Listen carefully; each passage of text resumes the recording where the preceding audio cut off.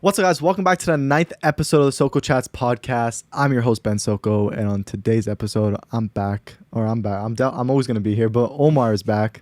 What's good? There you go. I was waiting for that. What's good? I was literally making fun of Omar before because I was telling him how I want to do a slightly different intro, and I was just kind of making fun of him. I was just like, yo, what's up, guys? Welcome to another episode. Yo, what's good?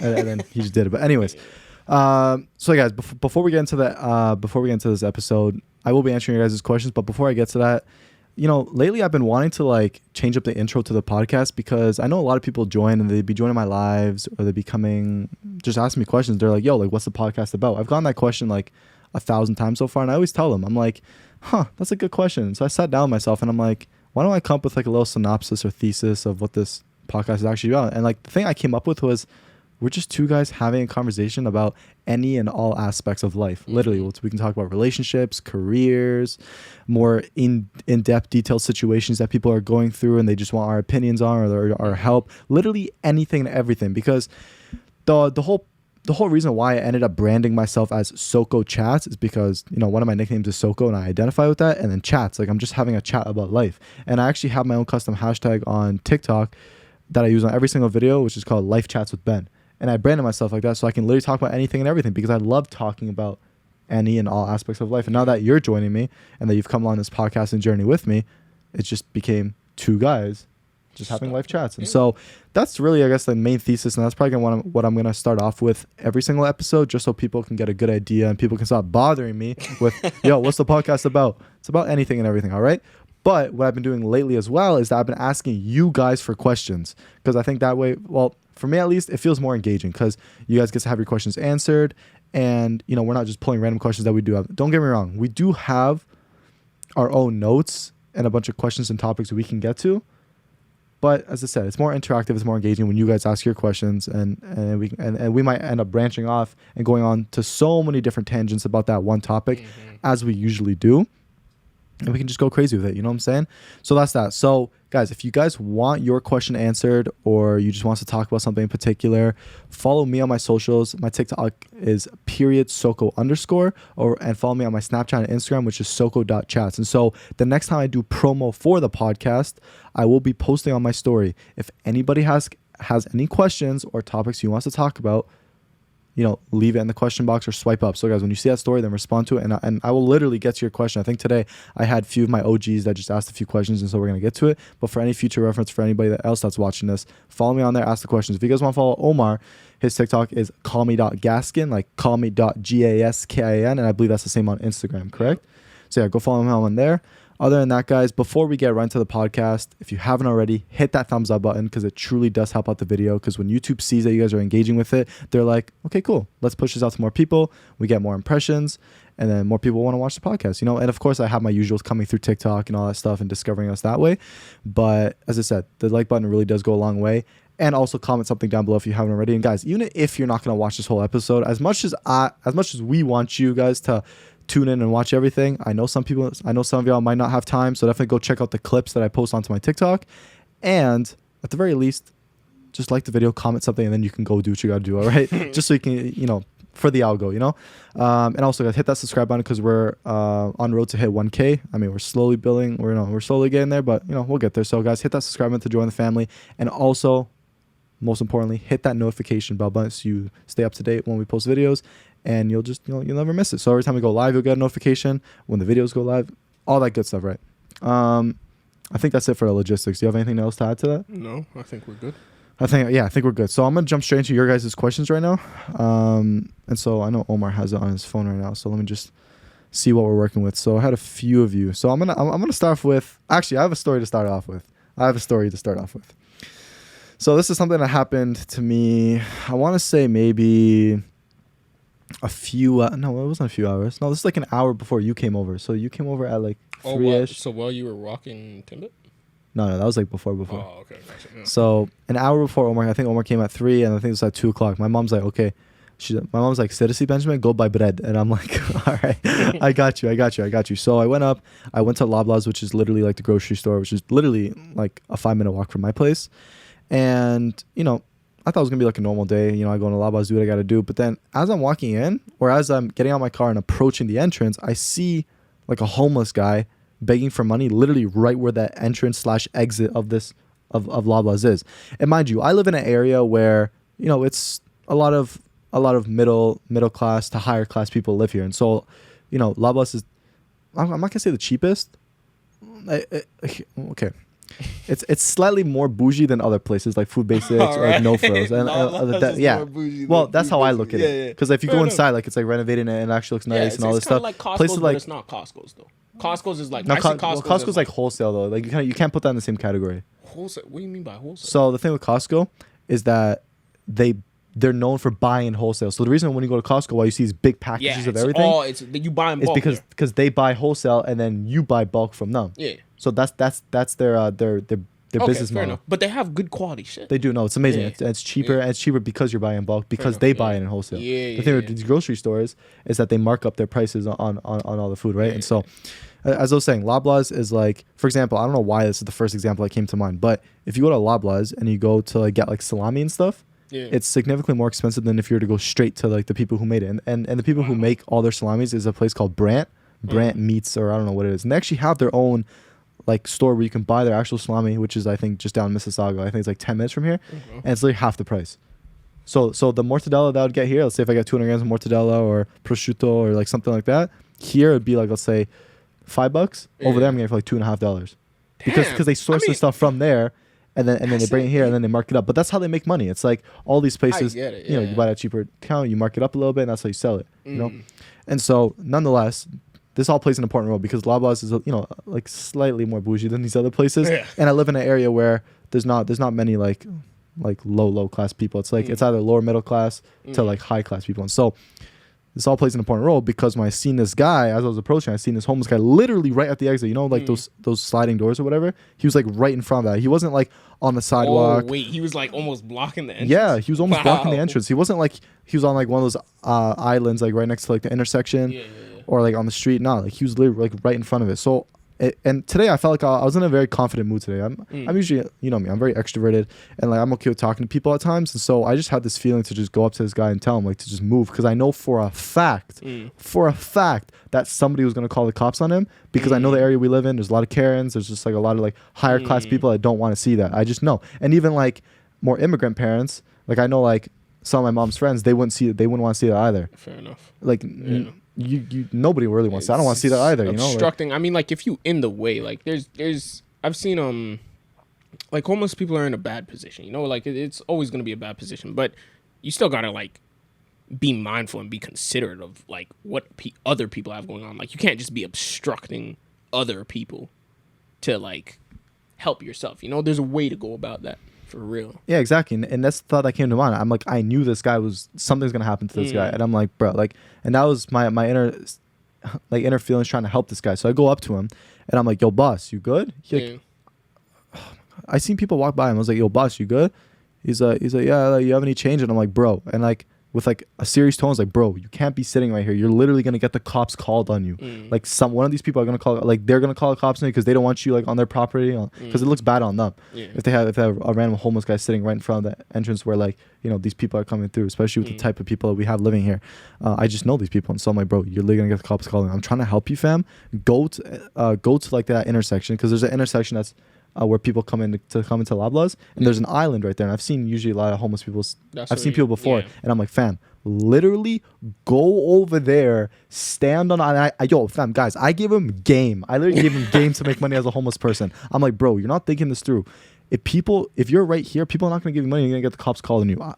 Go over there, stand on the island, and when there's a red light, you're gonna get like 5, 6, 7 cars lined up, and you can literally go ask for money. I told him that straight to his face. So I'm like, I'm giving you game, so go over there and stand there and go beg for money.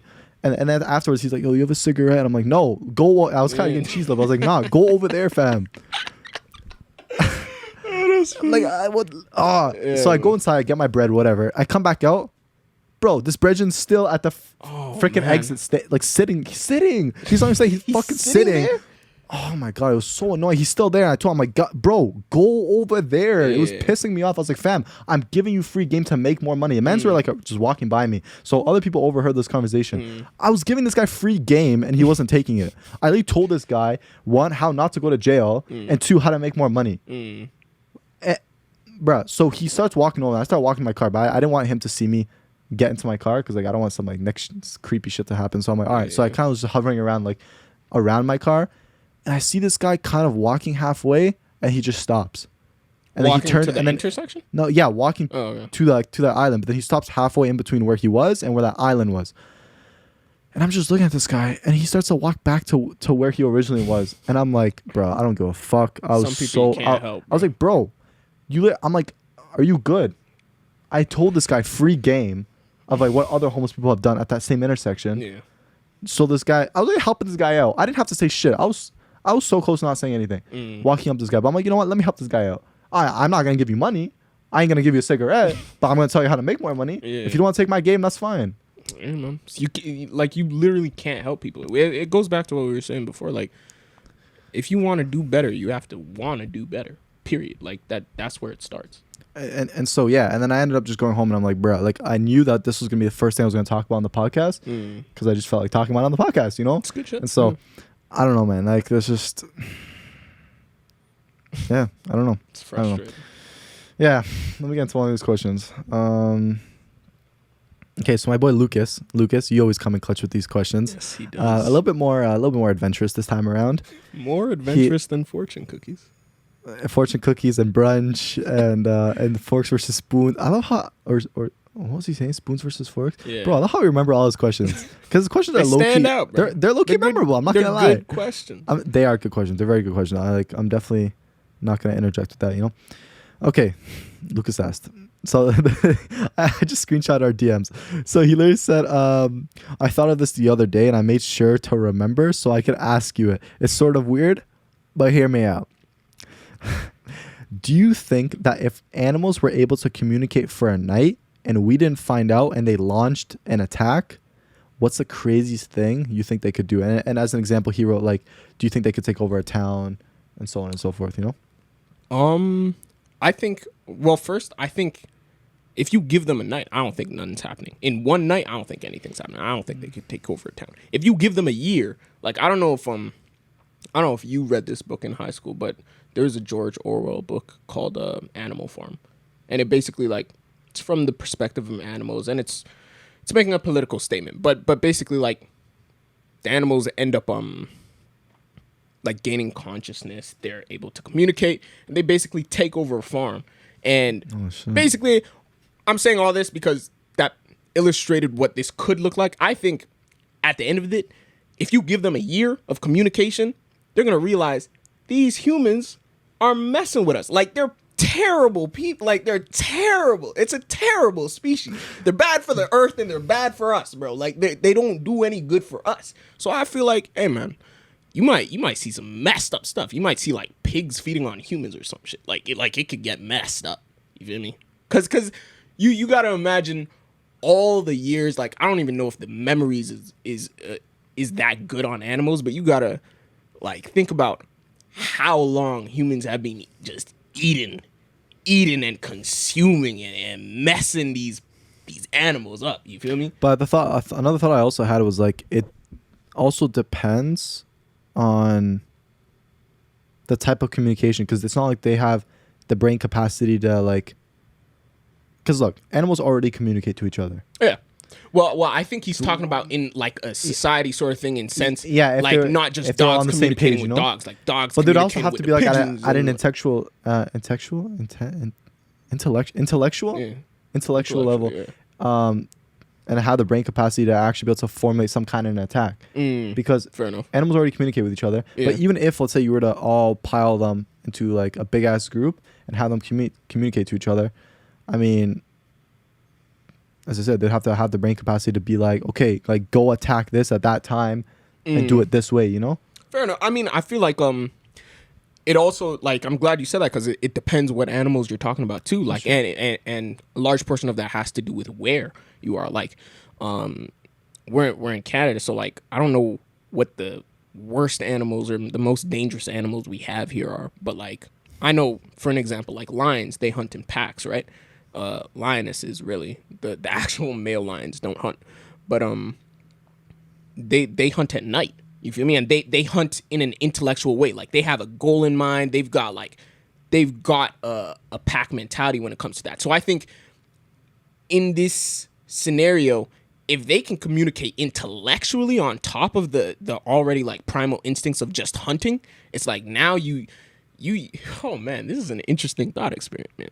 Because like if they have intellectual thought, think of the actual like tactical moves they could do on top of the primal instincts. Assuming they're at that. Assuming they're at that level. Yeah, an intellectual level to be able to formulate an attack like that. But I think it would be like in this scenario, I think they fuck us up. Oh yeah, like easily. I think easily. Like what we have Especially if we don't on see it them coming. right now is intellectual thought and conscious thought. That's what we they got. don't have. You know? We don't have the power. We don't have the primal instincts. Like all we have is intellect. We were able to create weapons. We were able to create places in which they can't get to. We were able to figure all that stuff out. If they have that, it evens the playing field, and we were already on the back foot. You feel me? So I think they mess us up. Oh, it's gonna be dangerous. Like, like basically, if you took like a human brain and put it into like all these animals, oh yeah. I mean, especially if it was like a surprise attack. Nah, not even guns would stop at that point. Like we wouldn't even see it coming. You know? Nah, bro. Like you just have to nuke a whole country at that point. Bro, you know? what? Like one elephant can wreak havoc in Toronto. In Toronto, like one elephant can wreak havoc. You feel me? An elephant on the loose. They're so big. They make so much damage. So imagine like elephants, plural, bro. Gorillas, lions, tigers. Tigers hunt alone, but wait, I just realized something, fam. You know, bro, I love how this literally just hit me, bro. They already made a movie on it, like what was it? Planet vs. the Apes no? There you go. Rise of the no. Apes, yeah, it's Planet of the Apes, Rise of the Planet of the Apes, Dawn. So yeah, of the that's literally the concept. Yeah, like, that's more or less. There's been a lot of different books and movies that have covered like this sort of scenario. Like I was saying, George Orwell. There's another one. Road Down, Fantastic Mr. Fox. Like all of those tackle it, and in the end, the same thing happens. The humans get messed up, like inevitably. You know, so it's a cool question. No, it's and I mean, I just realized like, yo, these scientists gotta be careful. Oh yeah, with like what they do to these animals in terms of like, trying to make them smarter. Yeah, but I'd say that about like not even the animals, but like think about AI as well. Yeah, that stuff scares me. Like it actually freaks me out because what I've always doesn't make sense. I'm like, you know, if you're like logging into something and you have to fill out that form, like, oh, prove you're not a robot, right? I was always like, bro, how does a robot not know this stuff? Like, we're giving them data.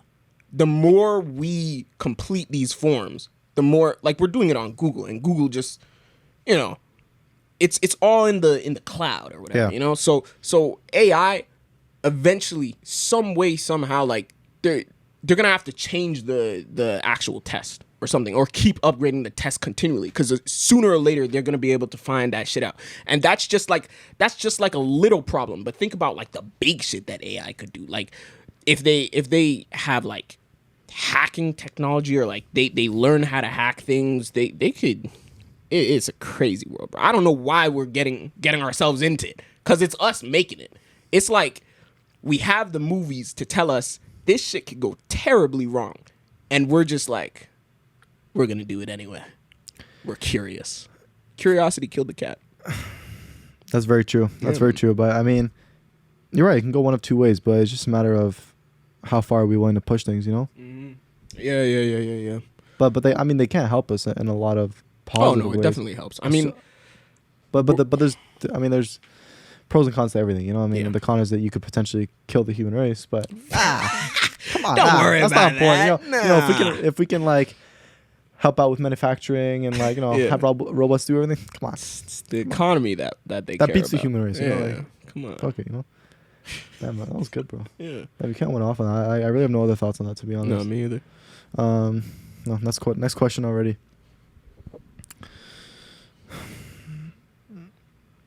Oh, I kind of want to get into like the relationship stuff a little like later. Yeah, no. Because you know me with my relationship stuff. Okay, I found another one. Okay, so shout out to Andressa. She asked a few questions, but One of the questions she asked was, if you could wake up tomorrow with a new ability / quality, what would it be? Are we talking about? Well, Yeah, it what depends else what I you're had? talking about for If we're real. talking about ability, as in like, wait, weren't we talking about something on the last podcast about like a superpower or something? Yeah, what superpower you'd have. Oh, ability or quality. So we could do like, what superpower would you have? Number one, and number two, like if it was just like a quality that you think you're lacking in, like, I'd say like assertiveness for me.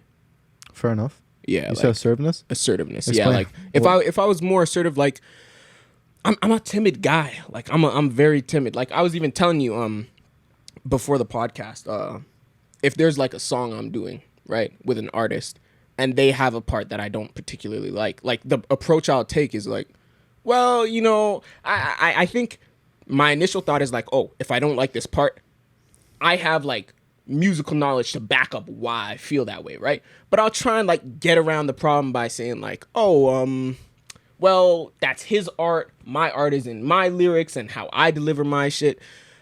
His art isn't really my like, it's not my place to say, so I'ma just like leave it, you know? If I was more assertive, I'd probably get things done more according to my vision. But I feel like it's still a balance. Like you can't be too assertive to the point where you want things your way all the time, you know? Like it's definitely a balance. But I definitely say like I think I could benefit from being more assertive. Assertive in terms of like trying to get more things that you want done and you like on your agenda type of thing. Yeah, like and that doesn't have to be a bad thing. I mean, like no, not at all. There are people that have hidden agendas that go into situations with just wanting to like. When I use the word steal, I mean more like actually no, that's not the right word. They go into situations with just trying to fulfill their self-interest and trying to like snake you in certain ways, you know. But assertiveness can just be like, yo, listen, I'm just trying to get this done. That's it, you know. Yeah, and even like I want it done to my vision.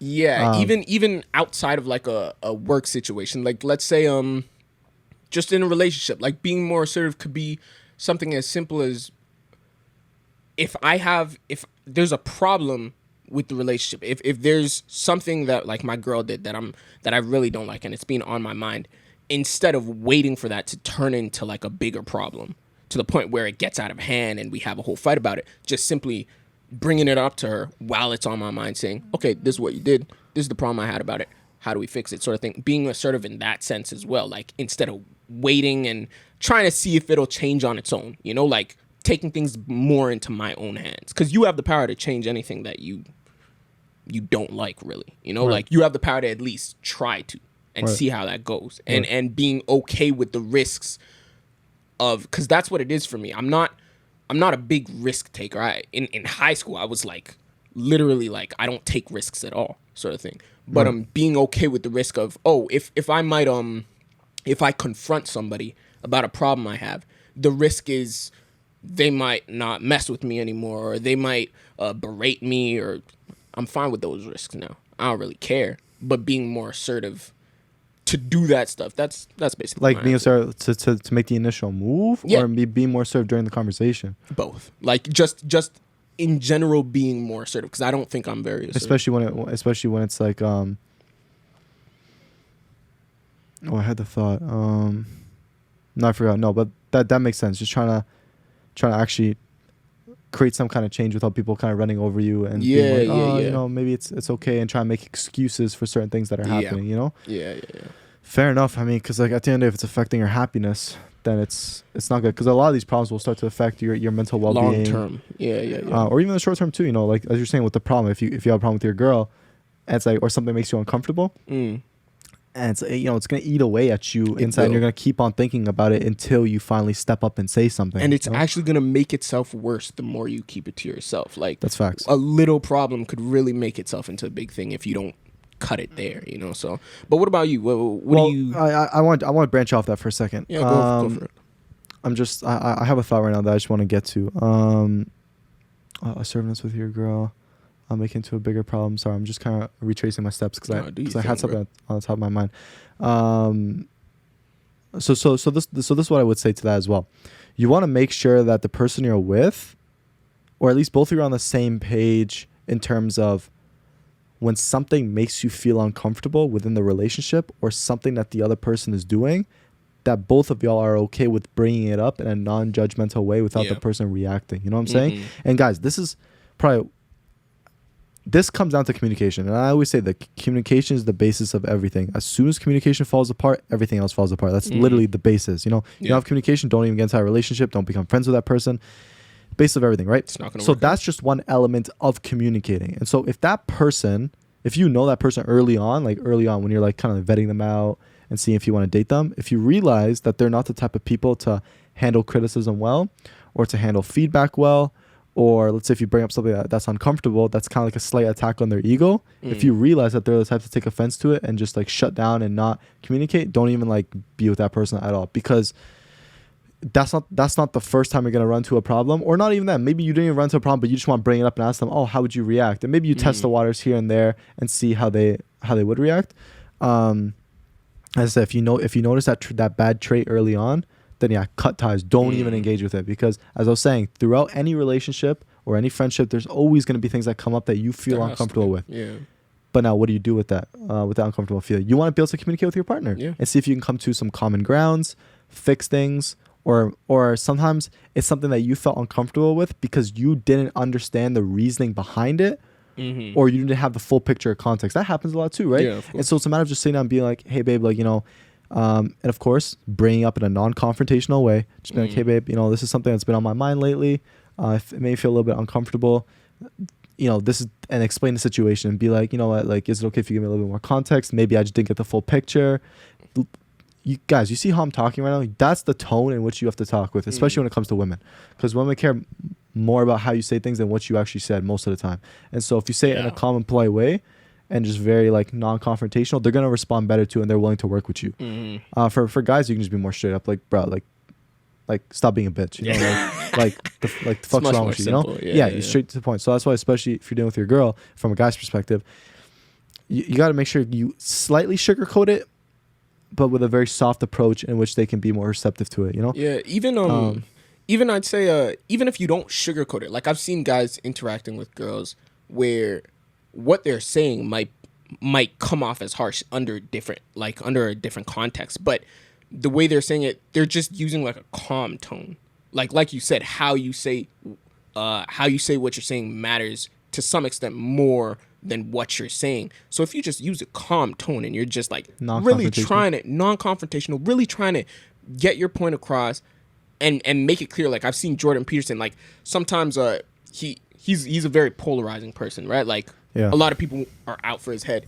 Somebody will be like, hey, like with this problem, like this is what you're doing and I don't really agree with it. And he'll be like, well, this is what you're doing. And I'm not criticizing what you're doing, but I'm not going to do that, you know, like, and it's as simple as that. It has nothing to do with you. I'm not attacking your ego. I'm not attacking you. It's just, we work differently and that's that. We could still like coexist even though we don't work the same. Yeah. And I want to get back to the relationship thing in a second. But one thing to bounce off that is a video I made the other day, or I spoke about on the other podcast, where just because you have a difference of opinion with somebody doesn't mean, you know, you have to stop being friends with them or anything. You can still be cool with somebody and just agree to disagree. That's okay. Yeah, man. You know, that's completely fine, guys. It's not the end of the world. Like, there's so many positive things that you can connect on and so many things you can talk about and share that you guys are on the same page about, you know, or talk about your passions that might align. But just because there's one small thing you agree to disagree on, that's okay, you know? And it's... Oh, no. Go on, it's okay. It's... You definitely have to have a chat with yourself. Find out what those things... Because there will be things that... Like, I know for some people, if you're not like a leftist, let's say, that's it for them in a relationship. And you know what? That's understandable. We talked about, like, if you should have like the same religious beliefs as your partner, if you should have the same political beliefs. That's bigger stuff, so I can understand that. Yeah, let's throw back to Ep.9. So if you guys want to see it, I think so. I don't know why that episode stuck to my soul. Let's go check it out. But yeah, like just having that conversation with yourself, finding out what your non-negotiables and negotiables are, that'll just make things a lot clearer in the relationship and have things running more smoothly. Yeah, and I want to go back to just to wrap up my point. Yeah. So you want, as I say, you want to make sure that when you bring it up in a calm way and a calm tone, that you guys can actually come to some common understanding with your partner, especially when it comes to dealing with women. And if you notice early on that they're not the type to receive criticism well, guys, I'm telling you, your life's going to be hell. Yeah. Because as I said, that's not the first time you might run into a problem, and there's inevitably going to be so many more problems. So find someone that's actually willing to communicate with you, and find a person that's willing to step back and admit when they're wrong and not do it again, you know? And just being firm with that as well, you know? I have a question. Yeah. If you're done. Go ahead. So I was talking to my friend one time, and she was telling me about a scenario that she was in with her boyfriend. And I'll say this, it was definitely an unhealthy relationship. Right. But basically, she asked me the question, do you think it's okay? Because, like, in any relationship, you're going to have your fights, right? Right. If you have a fight, is it okay to leave that fight unresolved at the end of the day? Like, if you have your fight in your house, then you say, you know what? I don't want to fight. You leave. And you come back. Yeah, no. Sometimes you gotta, like, take some fresh air or whatever, go do your own thing, be alone, you know, because it's like once you fight with somebody, you want to be in the same room as them. It just like, actually, I'll take back my reaction and I'll explain why in a second. But go on. But yeah, like, so if you leave after that situation and you come back, if you don't resolve that problem, do you think that's okay? I don't, because I'm like, like, if you didn't solve the problem, it's just gonna come back later. That's my thoughts on it. Like, unless you want a life where you're always fighting about the same things, it's like, why would you want that? You need to fix the problem. Like, once something comes up, either you fix the problem. If it's a problem that's not going to be fixed and you're not comfortable with that, leave. Like, you don't there's not much you could do at that point. It's, you guys aren't a good fit, you know? It's not necessarily a problem. Like, maybe it's just you guys don't fit, and if you don't fit, then it's just not going to work out long term. You just got to make that decision, you know? But what are your thoughts on it? I have a couple thoughts, but I just want to go back because I want to take my reaction. That was not a good reaction, and I'll say why. The reaction I just gave you right now was based off my perspective of what I would do in that situation. And not everybody views this situation the same, because in my perspective, I would never want to leave the house. I wouldn't even want my partner to leave if we're trying to sort through a problem. I wouldn't want them to just be like, I'm not fighting, I'm leaving. Because that just literally comes back to the point I literally just spoke about right now, about not handling criticism well. Fair enough. Yeah, and not being able to talk through problems. And so, as I said, guys, that was my reaction through my lens of what I would want in a situation. So don't, as I said, I just want to make that clear. Because everybody has their ways of solving problems. There's some ways that are better than others. And so here's what I'm going to say on this will come full circle. I just want to address some of the things and kind of what's coming to my head right now. In terms of leaving, I've heard some people do that. But so some people do need time. Some people do need their time to cool off and then come back and resolve the problem. That I think that's okay too. But these are things you have to talk about up front with your partner. And it's okay to ask your partner, hey, like beforehand. Yeah. So even like in the dating stages or before, like, you're serious with this person, like, or as you're about to become serious and kind of setting boundaries, you can just be like, hey babe, like, you know, question, kind of, you know, how you tell me questions. How would you want to go about communicating our problems? Do you need your space? Like, if some shit comes up, some problem that comes up, I'm the type of person that wants to talk about it. Like, you might be that type of person. I'm personally that type of person. But bringing that up to see, okay, are they the type of person that kind of needs to just back away, do something for an hour, and then come back and talk about it? Or are they the type that actually wants to talk about it now? You know what I'm saying? And once you guys are on the same page about that, then you can go about it in a healthy way. That in a way, so a healthy way in which you can actually solve your problems and know each other to actually fix it. And so that's something that's actually a really important question to talk about, other than figuring out whether they're reactive and judgmental to you bringing things up in the first place. So other than that, this is another important thing. Okay, how do you deal with problems? Okay, cool. So it takes a self-aware person. It does. It very does. And so if they don't have the answer for you, test the waters and see what happens. If you don't like what you see, then leave. Because I'm telling you, those few things that we literally spoke about right now will make your life hell if you don't get through it. Because communication and solving problems in a relationship are always going to be there, and you're always going to run through it. And so if you can't find a partner that's receptive enough, like, I'm telling you, like, the relationship's not worth it. Like, not worth it. Unless it's like a friends with benefits or something or whatever, you know? But if it's a serious relationship, that's a whole nother story, you know? So that being said, figure out how you guys sort through your problems, and how do you guys communicate through your problems. Like, what do you usually do, right? That being said, to properly answer your question, no, I don't think any fight should be left unresolved, even if it's the smallest thing, because all of us have our own, I guess, how do I say this? We all have moments where like our OCD might kick in and we might do things a certain way. Yeah. And our partner does something else a certain way, right? So let's say if like, I don't know, like I'm trying to think of something.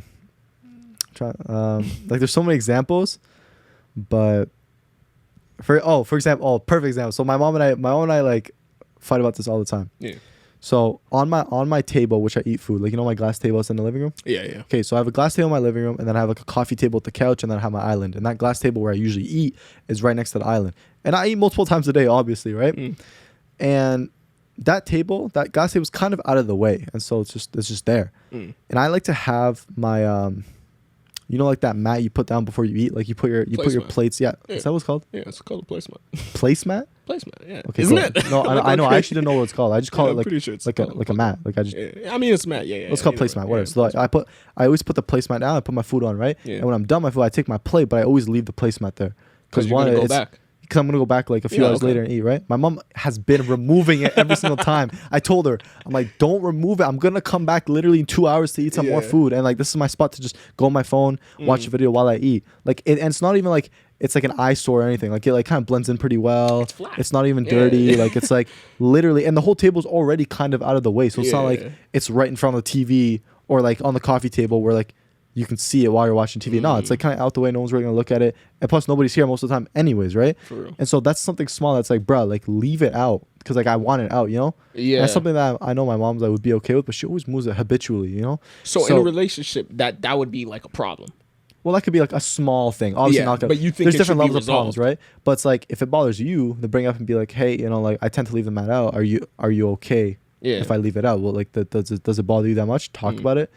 Before before it escalates, before it like really pisses you off, Yeah, and then that's just an example of a very small problem, guys. Like this is, and it happens all the time. We're like, when you enter a relationship with somebody, you guys have your own little OCD things, a way of doing things, and you guys are inevitably gonna fight over one of those things. 100%. I'm telling you, it's gonna happen, guys, with everybody. And so that being said, that constitutes a problem because anything there's a difference of opinion or something you're potentially gonna argue over is a problem. That's gonna affect the way of doing things, And so something as small as that shouldn't be unresolved. It might be like, oh, it's so small, who cares? Nah, because it's gonna bother me still. Every time I see it, it's gonna bother me, right? It's gonna be in the back of your head. So talk about it and see if you want to compromise or something, right? And that's just on a small scale. But imagine on a bigger scale now, where you actually bring up something that could be detrimental to the relationship. And you gotta have that resolved. Yeah, and that you definitely need resolved. But I don't think any problem should be left unresolved. But the way you resolve it is a very subjective thing based on how you like to solve problems. So if they need their space, give them their space and then revisit it. But all problems should be resolved 100%. Nothing, no, what was it? No stone should be left unturned. Yeah, no stone. I think that's the saying. And so, yeah. So you don't think because I guess the counter argument that I hear is like, well, my love for this person outweighs the discomfort that this puts me through, sort of thing. And another example of that would be give me an example. Somebody who might have cheated, right? And this happens a lot, or this has happened a lot to people I know. But somebody cheated in the relationship early on, and these are like, we're talking like married people. Somebody cheated early on in the relationship, now they're married. At some point, do you think it's okay to like settle because you've already learned this person? And it goes back to why you would go back to an unhealthy relationship. But I'm not sure that I consider this stuff as unhealthy. I'm not sure. But so in the scenario, somebody cheated, and at this point, it happened like 5 years ago. That's never gonna leave your mind. Like I don't think it ever can. You can't be in a relationship with somebody who cheated and you just don't think about that time that they like betrayed your trust and all that. That's gonna be there. So do you think that you could move past that and still have like a good relationship, or like it has to be resolved? So are you talking about like two people that are in a relationship with each other, and one of those people within that relationship cheated? Yeah. Or they cheated like in a past relationship? No, they cheated within that relationship. I think cheating is like the end all be all. We're on the same page there. Yeah, no, but with those people that would go back, like, do you think you could still? Because I've seen it happen. That's the thing, you know. So I'm just like, I'm wondering, is that like a relationship? Because behind closed doors, a relationship will always look, at the very least, slightly different from what everybody portrays it to be, right? But I'm like, is that a healthy relationship though? Like, this person cheated on you how many years ago? Have you really like healed from that sort of hurt and found some sort of fulfillment in this current relationship that you have? Like, unless you're living unhappily, I would assume you would have to, you know? So what do you think? Is that like possible? I'm not gonna say anything is impossible. It's definitely possible. Fair enough. Very possible. It really just depends on the two people. Yeah. I mean, this is tough. This is very tough. Cause, oh, let me ask you this: who's the one that cheated? Remember how we talked on the last podcast? The guy. How like cheating could be slightly different for men and women. I think, and we touched upon how like men cheat physically, women cheat emotionally. Yeah, I think for me, either way, like if a guy cheats, if a girl cheats, I think it's different to an extent, right? I think because this will affect my answer, but that's why I want to ask you first before I answer it. Who cheated? To me, it's like, well, let's say the guy cheated in the situation, right? So but and we're saying that, well, because it makes sense, because the counter argument is like, well, my love for this person outweighs the discomfort. That's a very emotional approach to a problem, I think, you know? So it makes sense that the guy would cheat and the girl's feeling this, right? At a certain, yeah. So let's say the guy cheated. For me, it's the same. I don't really care if it's the guy or the girl. We'll just get both perspectives. Yeah, both perspectives. Okay, I'll start with the guy. So in my opinion, guys, underline opinion, my opinion. If let's say 5 years back the guy cheated, let's say they were younger, the guy cheated because it was more like a physical thing. Let's say that everything was good, but he just wasn't getting certain physical attributes of the relationship that he needed to feel happy. And let's say he did it because his girl wasn't giving that to him. But at the end of the day, he still went back to his girl because like he was still emotionally invested in her and had those emotional ties. Then I think they could resolve that, move past it. Assuming they talk about what this guy needs in order to continue to feel happy within this relationship, you know, because we all have our needs and wants, you know. It's like we need, like, you know, you might want a certain level of intimacy, you want a certain level of family connection, you want there's so many different dynamics, and you gotta figure out what you need in order to feel happy and loved within that relationship, you know what I'm saying? And so assuming it was just a physical thing but he was always emotionally attached to this girl, I think that's definitely and easily something they could get over, and being like, yeah, this is something that, like, you know, if you need more of this, then like let's see if we can work something out, you know. But see, on the other hand, since a lot of women tend to cheat emotionally, I think that's just a means to an end, to be honest. Because if she cheated emotionally on you, that means she never loved you to begin with. Never loved you? That's big. I'm making a bold statement. I'm making a bold statement. If a woman cheats, she never loved you to begin with. Really? All right. Hey, man. Because women need to have emotions tied with that guy in order to have sex with them. I agree, but I think before she could. You want to mention your line in your song? Wait. Do you want to bring that up or no? Bring it up. I don't know which one you're talking about. My favorite line in your song. The one we were just talking about? About the nut. Because that ties good to what I'm talking about. No, I know, but that line particularly ties exactly well to what I'm saying right now about the guy about. But I don't know, man. I think we're not gonna address that already. That's what I thought. I think But with the girl, as I said, with women usually it's like they need to have these emotions and have a certain level of love for the guy in order to have sex with them, right? And so if she did that years ago, man, she never loved you to begin with. But I mean, 5 years have gone by. Wait, hold up. Wait, are these two people that like? No, so that cheated, they broke up, and then they get back together. Is that what we're talking about? That really? Oh, fuck. That's a whole. I just realized, what premise were we talking on? Like, or they cheated and then they continued the relationship. Somebody cheated, they didn't break up. and they kept going. But okay. no, that could still be a thing. So okay, you know? so here's the thing. Here's what I'm gonna say on that. Yeah. If they continued, yeah, the girl never loved you to begin with. But If they continue, yeah, the girl never loved you. if this guy continues to accept her after she cheated on him, yeah, that's a fucked relationship. So those feelings must carry throughout. Yeah. But what would have to happen for any potential to work was that the girl would have to have cheated. They would have had to break up for like a year or two, whatever. Yeah. And once they get back together, I agree. then it's kind of like restarting the relationship. Then okay, I can see how that could work now. Yeah. But if it was like continue, yeah, no, she never loved you to begin with. It's over. Yeah. But definitely. so you think in that scenario, it's kind of just being with the person out of convenience at that point, eh? From the girl's perspective. From both. I mean, like from if it's the guy just and the because girl they cheated and you're like, okay, let's yeah, just it's stay just together. like we're still going. It's like, damn, bro, like no way. I can't. I mean, how does that stay on your mental though? Like, Exactly. That's what I'm saying. I don't think That's think super you could unhealthy. do it. I think at some point, like I think once somebody cheats, you're always gonna hold it. You're always gonna hold it against them. I don't think you could ever escape that. Like 5 years ago, 10 years ago, I think whether you're a girl, whether you're a guy, if you're in a heated argument and you feel like the relationship is about to boil, you're bringing that shit up. I think so. Like if you feel like this relationship is going down the drain and you're the type of person to want to get that last word in, there's no doubt in my mind you're bringing that shit up. Like you cheated with me, you cheated with that one bitch that one time, you know, like no, you're bringing that up. I think so. You're always gonna hold them accountable for, because it's a lot of hurt, you know.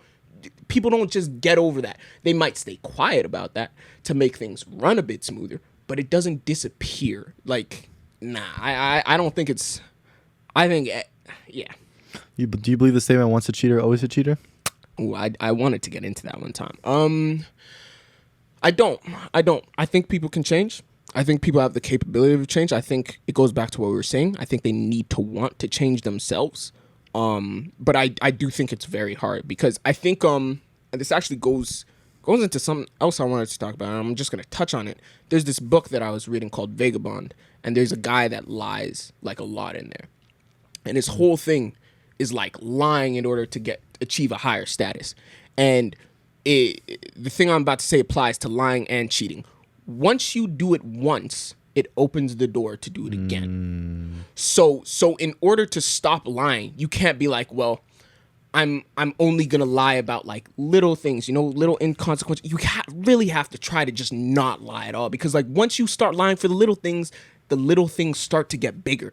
And I think it's the same with cheating. Like once you cheat once, it kind of downplays the severity of the action to you, because it's like, all right, well, I already cheated once. You know that's why if somebody's in a marriage, right, and they cheat with somebody one time, they're more likely to cheat with that one person another time because they've already done it. The deed's already done.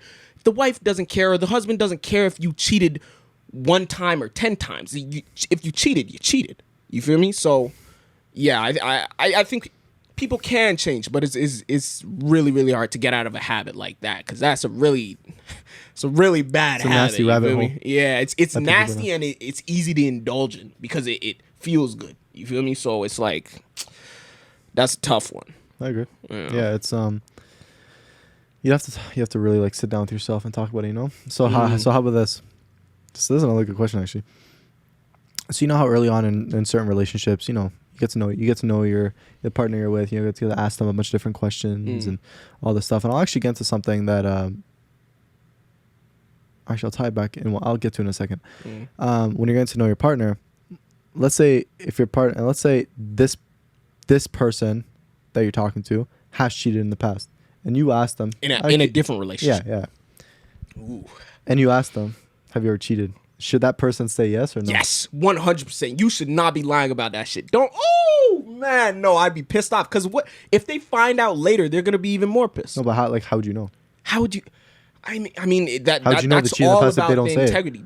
But that just speaks volumes about your character. Too. You know, like that. To me. But what if you never find out? If I never find out, you'll just look at her as like the person that she is. I will, and that would also mean that you haven't cheated in this relationship. That's cool. But what is very, very important to me is that, listen, I don't care how bad it is. If you can't tell me, the relationship's not gonna work because that just means there's no real trust. You can't tell me the worst thing. I was saying, how would you know? I wouldn't. That's the thing. I know it would definitely. You wouldn't know. Like you just go 5 years, 10 years in a relationship, and then like you'd never know. You never know, but it would. That's with anything though. Like it couldn't bother me in the relationship if I wouldn't know, but I could only hope that it would bother the person like deep in your soul. Like you gotta know. It wouldn't bother you. It wouldn't. Because you wouldn't know. Oh my god, man! You see how it's crazy, eh? But that's the thing. Like, here's a fun. Actually, oh fuck! I have so many things I want to say. I'm just kind of sorting through my thoughts.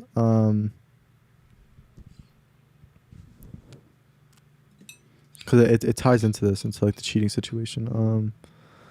So okay. So you're. But it really just works to your detriment, like if they tell you, you know, because then you think? I think so. If they tell you they cheated in the past, like I think if they just go, they went from over here down here, and you're like, yeah, no. This is interesting. Okay. So that's also subjective too. No, it is. Like I would never want to be a cheater. If somebody like, let's say you like 6 months into a relationship. No. 6 months is a bit too long. Let's say 3 months. 3 months into a relationship, y'all are having a conversation, and she says, "Listen, babe, I need to tell you something. I think it's just good for you to know this because I want to be 100% transparent with you. I this is something you need to know in order for this relationship to keep going. Because if you don't accept this about me, then you wouldn't even want to be in a relationship with me, and I can't be in a relationship with somebody who doesn't want to be in a relationship with me, right? So she tells you like, however many years ago, I used to like cheat like a lot. But that's it. Cut cold. I don't know. Honestly, I think I'd give her a chance. The fact that she's being honest about it tells me that she's a very accountable person. She's ready for the consequences of her action, and she takes responsibility. Here's the thing. Here's what I'm gonna say on that. Let me hear you. I love that point. Like it makes sense. Everything you're saying, you know, like we changed and everything. But I'm really trying to put myself in that position, and like. It's just always going to be on my mind after that point. For sure. Because now any little insecurity that comes up in me, I'm like, yo, what if this girl cheating? Yeah. It's always going to be there. Like once you and did you say that you were jealous, like that you can get jealous? So we can touch upon that in a sec too. So just remember that. For sure. But yeah, and so if she says that, it's always going to be on my mind though. So it's like, it's like once said, like, you can't really, you know? Fair enough. Especially like if you've changed already. It's like you've already dealt with it, so why even need to bring it up if it's only going to do a detriment to you? Fair enough. But here's the thing. That depends to what you're saying. Something as big as cheating, of course, maybe the shit you've been through in the past, maybe past traumas, yada yada yada. Like maybe you were damaged at one point, had insecurities, but you're over that. I think that's okay to bring up because it's like you could see that they're not that person. But at the same time, it's like, see, this is tough. Right. No, I this remember is a subjective you saying. thing. This is a very subjective. For me at least, guys, I'm speaking from my personal opinion now. If it's a cheating thing, that's a no-go for me. But if you're like some shit you've gone through in the past and I see you've actually changed, then I'm willing to accept that because I know you're a different person. But that cheating thing is like, like it's always going to be on my mind, you know? Wait, so do you believe once a cheater, always a cheater? To a certain extent, I think so. I mean, yes, you can change, but it's like you've done it, you know? It's kind of like... It's tough. No, I know. It's a very... I don't know. It would just fuck with me mentally. It's kind of like how we talked about body counts. It's like, just don't tell me. Like it's one of those ones where like I just don't want to know. Like don't tell me your history, don't tell me my body counts, don't even tell me it's you not cheated. relevant Like, right now. I don't need to know none of that because it's gonna fuck if with it's me not gonna come up way too much. Like that's all I'm gonna be thinking about. Yeah. Like don't tell me. I don't want to know. I can have my suspicions, but don't ever give me the number. Don't ever tell me you did. Those are big things that I just don't want to know. Yeah. You know what I'm saying? Yeah, so no, cheating, it's like I hear what you're saying. I think I'd want to know. So you're telling me that wouldn't fuck with you mentally. You're telling me in times of insecurity you'd be like, fuck, like there's not that what if in your head, like, yo, what if she's cheating? Like, okay, let me say this, and let me preface what I'm about to say with, I haven't been in a serious relationship. Okay, right? I know that, but speaking hypotheticals. But in this hypothetical situation, like, I don't think I'm the type of person to get insecure about that particular stuff. Like, that stuff has never really bothered me, right? In any of my past relationships either. So to me, I wouldn't personally care, and that's why I say I want to know. Like, it's not that I want to know, but I'd appreciate it if they told me, because like I said before, it tells me all those stuff about them. Like, you taking accountability. What it does run the risk of doing is like, I know it's some people will try and tell you some bad news, right? Like, oh, like I cheated and look for approval out of, well, I'm so good because I was able to like speak about like the bad stuff that I've done. Like if you're just attention seeking, that's a different thing, you know? But if you're actually earnestly saying like, hey, like this is some shit that I think you should know, it might impact the way you view me. If it does, it sucks, but we can't work out. If it doesn't, cool, we're even stronger now, like that sort of thing. I'm cool with that. But I see where you're coming from. If it does mess with you mentally, you're right. Like you shouldn't want to know about that, because that just, once that happens, the relationship's down the drain. There's nothing you could do about that. You can't unhear it. You know, it's like, you know? Yeah, you've already disqualified them. I feel you. So here's another kind of like fun hypothetical. And like, there's no right or wrong answer to this. It's kind of like her. Remember how I told you about like, yeah, what if she just never tells you? You just won't have to worry. Yeah. One situation I was gonna tell you is like, what if your girl was cheating on you the entire relationship and she hit it so well you just never knew, and she loved you, she still cared for you, and literally everything was like you thought she's the one, basically, right? Did she tell me like What's ever? the thing? Like, the funny part about what I'm saying is that like you just would never have known. She's just slick with it. Yeah, you just never know that. Like it's like, that's tough. Like, how, though. like just thinking about that is like fucked. It's like, because what if there's somebody out there you just would never have known? Like you just never found out. Like they're that good. Yo, no, man. But like you could definitely be meeting somebody who just like, this guy's already meeting your girl. Like, oh shit, man, that's terrible. But yeah, no, you'd never know. So I mean, like, there's nothing I could say about that. But it's like crazy just to think about. Like, jeez. I mean, if we'll take it in, there's literally a site called Ashley Madison, which is like basically a dating site for married couples. I'm sorry. Yo, what? That's like an oxymoron. That doesn't make any sense. Yo, this is free promo, so you're welcome, guys. Yeah, it's a dating site for married couples. Like, married couples go on there together. No, yeah. Like, or people who are married. Married couples, that one partner, they get together. They consensual. It's consensual, though. Yeah, it's a dating. It's a dating site. Yo, you know what? For married couples, people are into that sort of stuff. Like, did we ever get into polyamory? Maybe a little bit. Maybe a little. What are your thoughts on that? Because that kind of ties into this. Like that to me definitely screams like.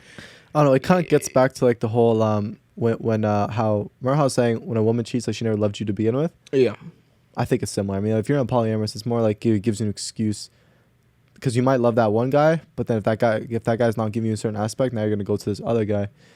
See, that's tough. I don't even know. Well, what I've heard, I can't even. It's hard to speak on that. Yeah, what I've heard. I would never do it. You wouldn't do it. I mean, yeah, no. It's definitely like a subjective. It's a person to person basis. Like, but what I've heard. Because I don't want you fucking nobody else, you know? Yeah, no, it needs, first of all, it needs to be a consensual thing. Like, if one person is polyamorous and one person isn't, it's not going to work. You feel me? Yeah. But what I've heard is that it's, like, don't you think that you can love multiple people at the same time in different ways, though? Like you said, if you're not getting something from this one guy, right? That you would go to this other guy. It might not necessarily be that. Guys are more like, they could do that. Women can't. I think like guys can do it more physically. So girls can't just. Guys, of course, there are here before I get canceled. Guys, there are some women and some men. Yeah. Okay. Don't get me wrong. Of course, there's an exception to the rule. Yes, you might be different. I get it. You can only fuck physically. Like if you're a girl, yeah, you might be able to just go to a physical. I get it. Whatever. I'm talking about for. Majority. Yeah. Yeah. If a woman loves you, she's not gonna look the other way. You think but because they love emotionally, just like with cheating. Let me ask you this: so, do you think a girl could be like emotionally invested in two people at the same time? No, I don't think anybody can. I've seen that. I've seen it. Well, okay, not the same amount. Like if it's like intimate wise and relationship wise, yeah, no. Intimate wise, really, friendships, yeah, it's like cool. Well, no, I'm not talking about friendships. I'm talking about like romantic, romantically intimate or emotionally invested in two people at the same time. You don't think that's possible? If a woman truly loves you, she truly loves you. She won't look the other way. What is true love to you though?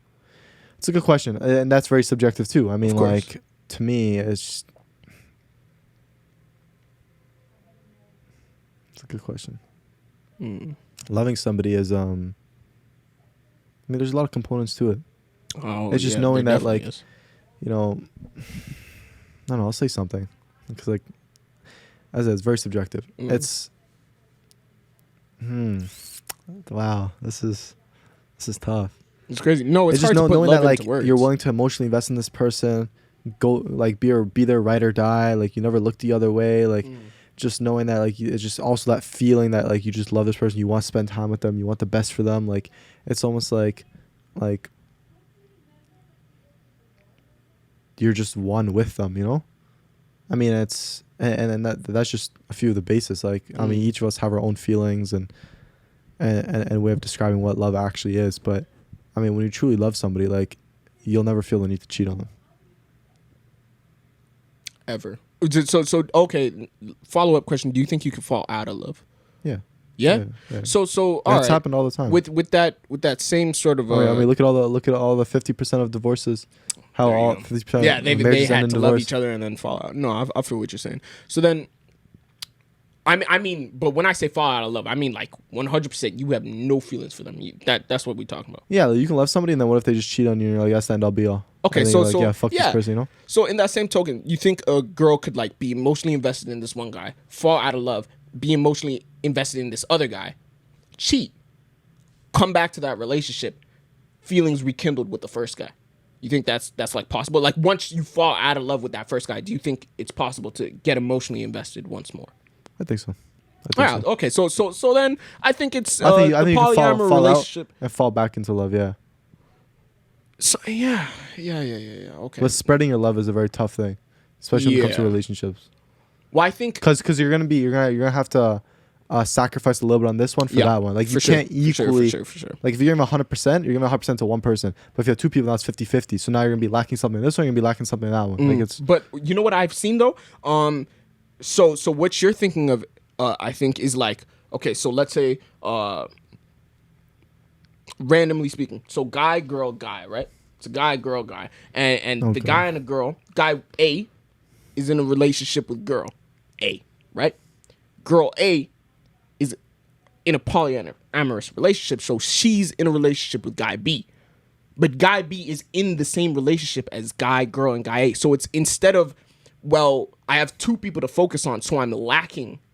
Like, I'm giving 50% to this guy and 50% to this guy. It's more so like it's three people in the relationship. So nothing's lacking because you have three people giving 100%. So it's 300%. You feel what I'm saying?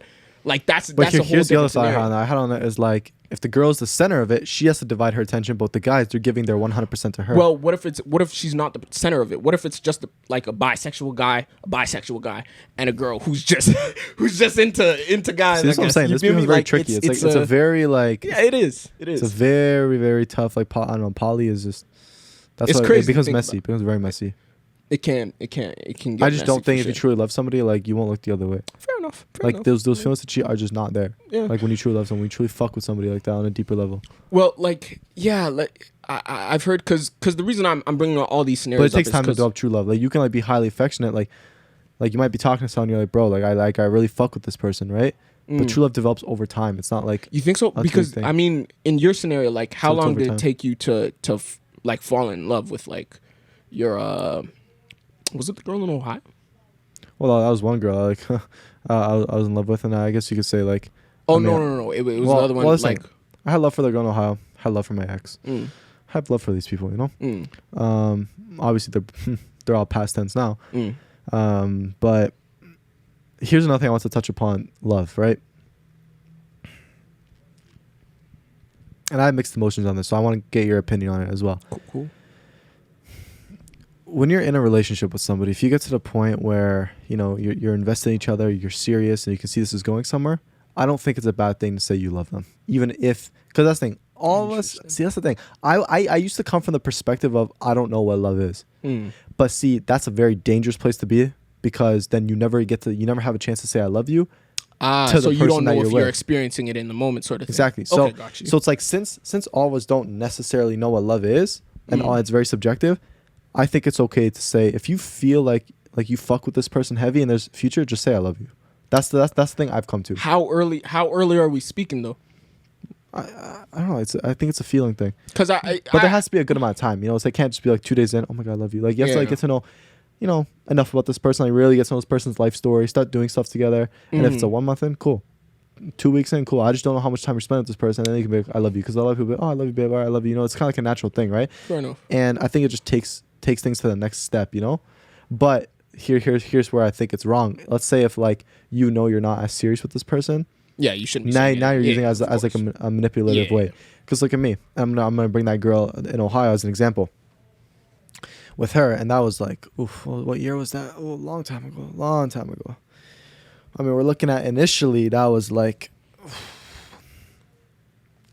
let's just say 3 years ago, whatever. Okay. So solid amount of time. When we were talking for those 3 months, and we were like unofficially together. We never made it official, but like that's literally what it was leading to. Because like I wasn't in Ohio at the time. I think it was like I ended up leaving Ohio that January. We ended up talking for a few months, and I thought we were gonna make it to July by the time I came down, and then I was gonna make things official. That being said, we spoke literally every single day for those 3 months because we were the type of people to do long distance. And guys, I've told this story before, so go back to like the first, second episode, whatever it was. But I like in my head, I had the feelings of love for this girl. I really did. Like it was super healthy. Like everything was on point. Like it was like proper, like amazing. And she asked me one time. I remember this day clearly. She asked me. I just want to say like the L word, like because like we didn't say it. So she's like, I have this feeling like I want to say it. And she's like, like, do you feel the same way? And I'm like, I told Chef, I'm like, I fuck with you heavy, but it's like, I don't know if I'm not ready, but like, I don't even know what love truly is. And then, and she was super cool with that too. And she was like, okay, well, how about this? Like, I don't want to say it until you're comfortable saying it. And that was a big move on her end, just because she knew I was like uncomfortable. That is really cool. Because she knew, like, she knew I truly fucked with her. Like we were like this, like so that there wasn't like now I'm not sure if he loves me. No, like, like she knew those feelings were there because I was 100% with it, right? And everything was on point, and everything. So it was never like a lack of like not knowing if there was interest or me being volatile. None of that. It was more like in my head I was just like, I don't know what love truly is, and I realized like that worked against me because I never got a chance to tell her I loved her. So and things ended up ending, and so imagine how that feels now. Things end, and then you look back and you're like, fuck, like, yo, I truly did love that girl, Yeah, I feel you. And you just never had a chance. So that's why moving past that, I've learned that honestly you should just say it, even if you don't know what love is. Since it's such a complex thing, if you feel it, say it. But obviously not like you have to truly know if you guys truly fuck with each other like that. And once you spend a little bit of time, then you can be like, yo, I love you. Yeah, I think that before it's too late, because no one will ever truly know what it is. That's why if you feel it, say it, but not like in a manipulative way. Only if you truly know you guys are committed and fuck with each other and all that's there, I feel you. No, I think it like you're saying, it works different for different people, and I think for you, like, you guys are the type, like, you spent every day FaceTiming. Yeah, and that was with that girl. Pretty much, because to me, I actually have this question written down in my notes, so it's great that we're talking about it. But for me, like, the way I'm thinking is like, the way I personally work, I need to spend like a hell of a long time with somebody to like truly know if I love them. That's what I'm thinking, at least, because to me, my conceptualization of love, I guess, is like kind of like what you said. You want to like want the best for that person, and you guys want to be like working as one. You're one team and everything, but like, I'm not gonna learn enough about a person in like 1 month or 3 months time. Personally, like me, I'm not the type of person to learn a person that quick. I need like a hella long time. But I understand that like at a certain point, because I think the way it works at a certain point, I'm gonna compare it to like drumming, right? I don't know if that's a good comparison. You'll see. It'll work. It'll work. Well, so as a drummer, you could practice for a certain amount of time, but you don't know the exact point at which you reach a new level, if that makes sense, right? So I think love works the same way, as in you don't know the exact point you fell in love. You just know that you have those feelings afterwards, and it's on you to act on those feelings, if that makes sense. You see what I'm saying? So yeah, I think it's a self-aware thing where you need to know that you're feeling those feelings, and it's not just like and infatuation. You can probably feel it's mutual. Like you just know that the strong feelings are there for each other. Yeah. And then you go from there. Like, and even like my ex, so obviously like you guys heard the Ohio story. So with that girl, right, a few years ago, and my ex, like it was slightly different because with her and I, like we spent every single day, like for the first 2 weeks of us knowing each other. Well, we talked a week prior, and then we spent 2 weeks every single day with each other. And like I think I accidentally let it slip. I was just like at one point, I was like, because we got super close, and I became so emotionally invested, and I was cool with the family, and like everything was like kind of piling up, and I knew from, that other with the girl in Ohio that I'm like, yo, like if you feel it, just say, And at one point I remember we were just chilling in my bathroom, and I don't know what the fuck happened. Like, no, we were just like, I think we were like brushing our teeth or something, right? And I was looking at her, and I was just like, yo, I'm like, yo, this is why I love you. I was like, oh fuck, and then at that point I kind of quickly scurried off. I was like, oh, that's why I love you. I'm like, all right, let's go. And then and she ended up saying at a later date, but it was one of those ones where, because there were a lot of elements that were there that like I appreciated, and plus we were spending so much time with each other, and I fully knew her, because like as I said, guys, once I'm committed and emotionally invested, yo, I'm in this. I'm in this. Like blinders go off, I'm fucking you're the only one in front of me. And so I'm like, you know your place in my life at that point, and so that's why at that point, because all those feelings were so poured into everything and all aspects of it, I could say I love you. Because I was ready to like work on shit and to like take it further and to continue it and prolong it and yada yada yada, Yeah. How long do you think is an acceptable time to wait for somebody to like get back to you on that? Oh, sorry, what? Let me rephrase the question. So you like, hypothetical situation, you tell your girl you love her, she says, I'm not ready yet, right? I'm not ready to say that to you. I'm glad you feel that way, and I really do fuck with you, but I'm not ready to say that. How long can you wait for a girl to say that? Because I feel like at a certain point, it's kind of like no, we'll get into that after. But yeah, like if somebody tells me that they love me, I don't want to keep them waiting, but I don't want to say disingenuously as well. Because like I don't want you to fall into the same trap that I fell into. I don't want to either. Trust me. Like to me, like that's like the vibe I'm going for. I feel like you're heading in that direction. Oh, like I don't know what love is, sort of thing. No, I definitely am. I mean, I don't. I just don't want to do what I did. Where like all of a sudden it ends and like you're like fuck. Like I want to say I love you, but you never. You know what? I actually remember that one girl that I was talking to way back when. That I was like, we were actually vibing. I actually hit her up again, but I think I think she's in Winnipeg though, so it's not gonna work. But because you can't do long distance. No, I can't. Fair enough. Hey, at least you know that. But at least who knows? Who knows what might happen? So at least that's why I was just like, you know what? Let me just hit her up, see what's happening. And even to catch up too, there's nothing wrong with that. Like you can catch up even if like I was like, yeah, I'm cool with being a friend too. Because at the end of the day, we worked as just friends. Yeah, but you guys were anyway. Yeah, that's why I don't want you to fall for the same trap. Like I see what you're saying. When it's mutual, like just say it. Like or let them say it first. Let them say it first, but you don't want to wait too long, sort of thing. Because like at a certain point, listen, when in doubt, I don't want to be playing mind games. That's the thing. No, but you're not. I mean, like when in doubt, like just let them say it first, and then when they say it, like I mean, if you might already be ready, so when they say it, you'll just say it back. Yeah. Yeah, you're right. You're right. But I have been in a situation where they said it first, and I definitely didn't feel it. And out of immaturity, it was a long time ago. I said it back, and I. After that relationship, I made the decision, like, I'm never going to say it again, like, unless I'm actually serious. Because it just doesn't make sense. Well, yeah, and that's what I'm saying. Like, only say it if you're actually serious about this person. Yeah. Like, and that's the point I was trying to make, where it's like, as I was with, like, with that one going to Ohio and then my ex, like, I'm serious about these people. I'm, like, I'm all in, Yeah. And I know they were, like, in it, too. They were reciprocating it. And so, in that case, it was acceptable to say it. I mean, obviously, the first time around, I fucked up. But, I did with my ex. And so... But you still have to work up to it. I mean, like, you need to get to know somebody once, and then once you know that like they've passed all these qualifiers and that they're in the end zone and that like you're there. That's when you lay it down. Yeah, I feel you. But I mean, especially for you guys, when in doubt, just let the girl say it first. Because when a girl says it, bro, it's a lot different when a guy says it. Because remember how we told you girls? Yeah. I mean, listen, everything is better when emotions are involved, especially when it comes to guys being emotionally involved in a relationship, because that's what a serious relationship is. But I think it means more when a girl says it. I think it means something different. For. I think it means something different. I wouldn't say for. I'll say that too. I'll agree with that. My bad. Excuse me.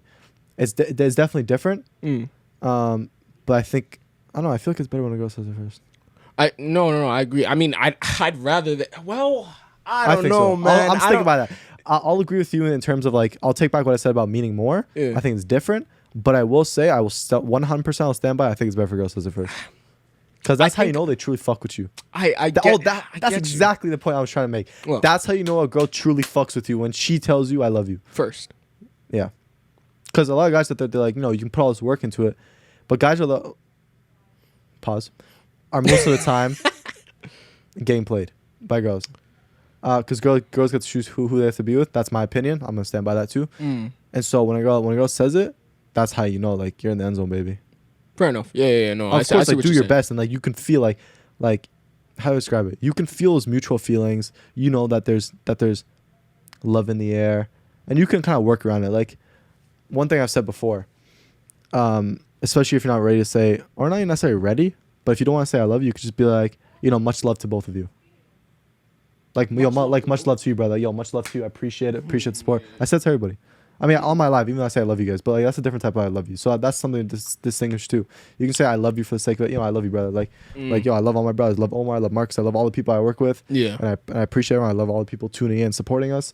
But obviously, it's very contextual. So that type of love is different because we know the context of it. Yeah. But then there's like the romantic level. Like, that's the main one we're talking about, right? For sure. And so, as I said, even within a romantic one, if you're still waiting on that person to say it, especially a girl, you could just say, listen, all right, yo, like, much love to both of y'all, or yo, much love to you, I appreciate it, or whatever, that's kind of like a small workaround, Yeah, no, I see what you're saying. Where it's like, because it's like, especially if like that there's heavy feelings there, and you guys are mutual, you still and like you guys know. like kind of like really on the brink of it or approaching the love, you can just say, much love to you, like, I like, this is good, like I appreciate it, or whatever, because you don't want to leave them in the dark still. Like, you still want to let them know that you care, but it's. And they know that too. Like, assuming you guys are like super serious, they'll know you care. But it's like a nice like small step before you get to the. We're working our way. I love you, babe. Have a good night. Gotcha. And like, even though we're babe too, it's like comes in later as well. Fair like, enough. Yeah. And so, yeah. I mean, I don't know. I always think it's better when a girl says it, because that's how you know she truly fucks with you. I see where you're coming from with that, because she girls usually probably have more options as well. Oh God. Okay. Now that you said that, you want to get into that now? Because I was gonna.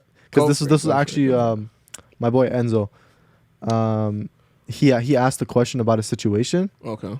About a couple of his friends were like going through.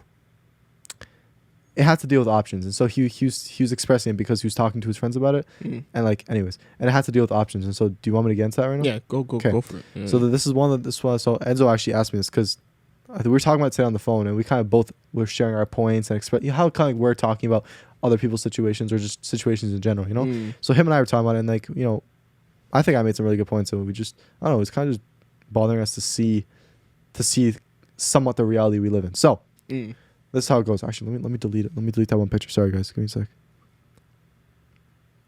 So literally, I just told Enzo to like text me to be like, oh, it's okay, talk about the story. I'm like, all right. So this is what it was. So there's this guy. And this comes back to like literally everything we just talked about. There's this guy, he ends up meeting this one cute girl at school. Everything's all normal, everything's all cool. They start talking.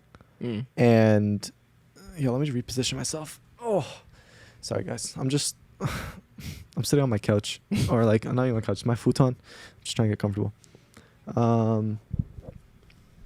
So there's this guy, he meets this cute girl. This girl finds him cute. And they're talking, vibing, and everyone sees it too. Like, everyone, like, they respect these two people, so they're kind of known to a certain extent. And everyone's like, oh, they're shipping them. Like, oh, how is it talking with her? How is it talking to him? Like, oh, we talking to him, type of thing, Yeah. And they're going strong. Like, he's a nice guy. Just doing what he has to do. And I think they were talking for a solid month and a half, maybe on and off.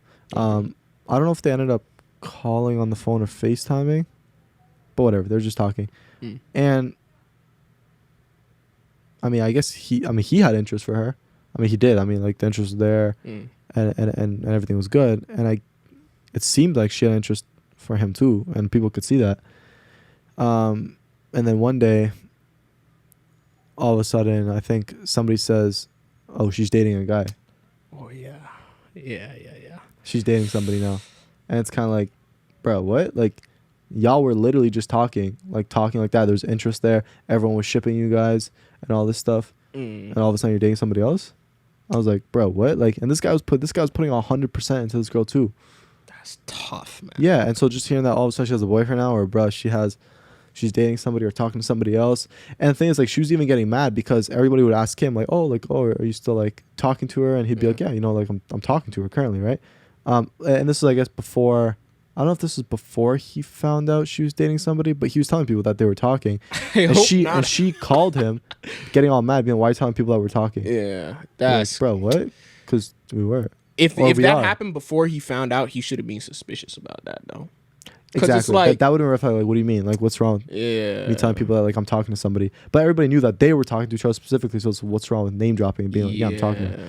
Obviously, that's don't be suspicious. Don't be suspicious. That sound. So literally, it's like, I don't know. It's stupid. And so the point I was trying to tell him was, first of all, it's a fucked up situation. I feel bad for you. I'm sorry. Like, it's happened to me too. Like with people that you like in the past, you know. And then one thing I was telling him is that it's kind of fucked in the society we live in today with some of these girls, or and especially city girls. The girls that grow up in the city, yeah, they just have this fucked mindset on like relationship and dating, thinking that like they basically like to keep a bunch of options open. Because any girl, I told you, and this comes back to even the last podcast, how it's a lot easier for girls to get sex than guys. Sure. A lot significantly easier. Same thing with attracting guys on dating apps or in real life. Like, it's a lot easier. And so girls are going to want to be like, okay, let me talk to 7 different guys, keep my options open. Let me kind of like flirt with each of them, right? Yeah. Maybe 2 will fall off because they're boring or they don't want to talk to me. Okay, maybe the other 2 don't stand out as much. Okay, so they're cut off the list and they start narrowing it down.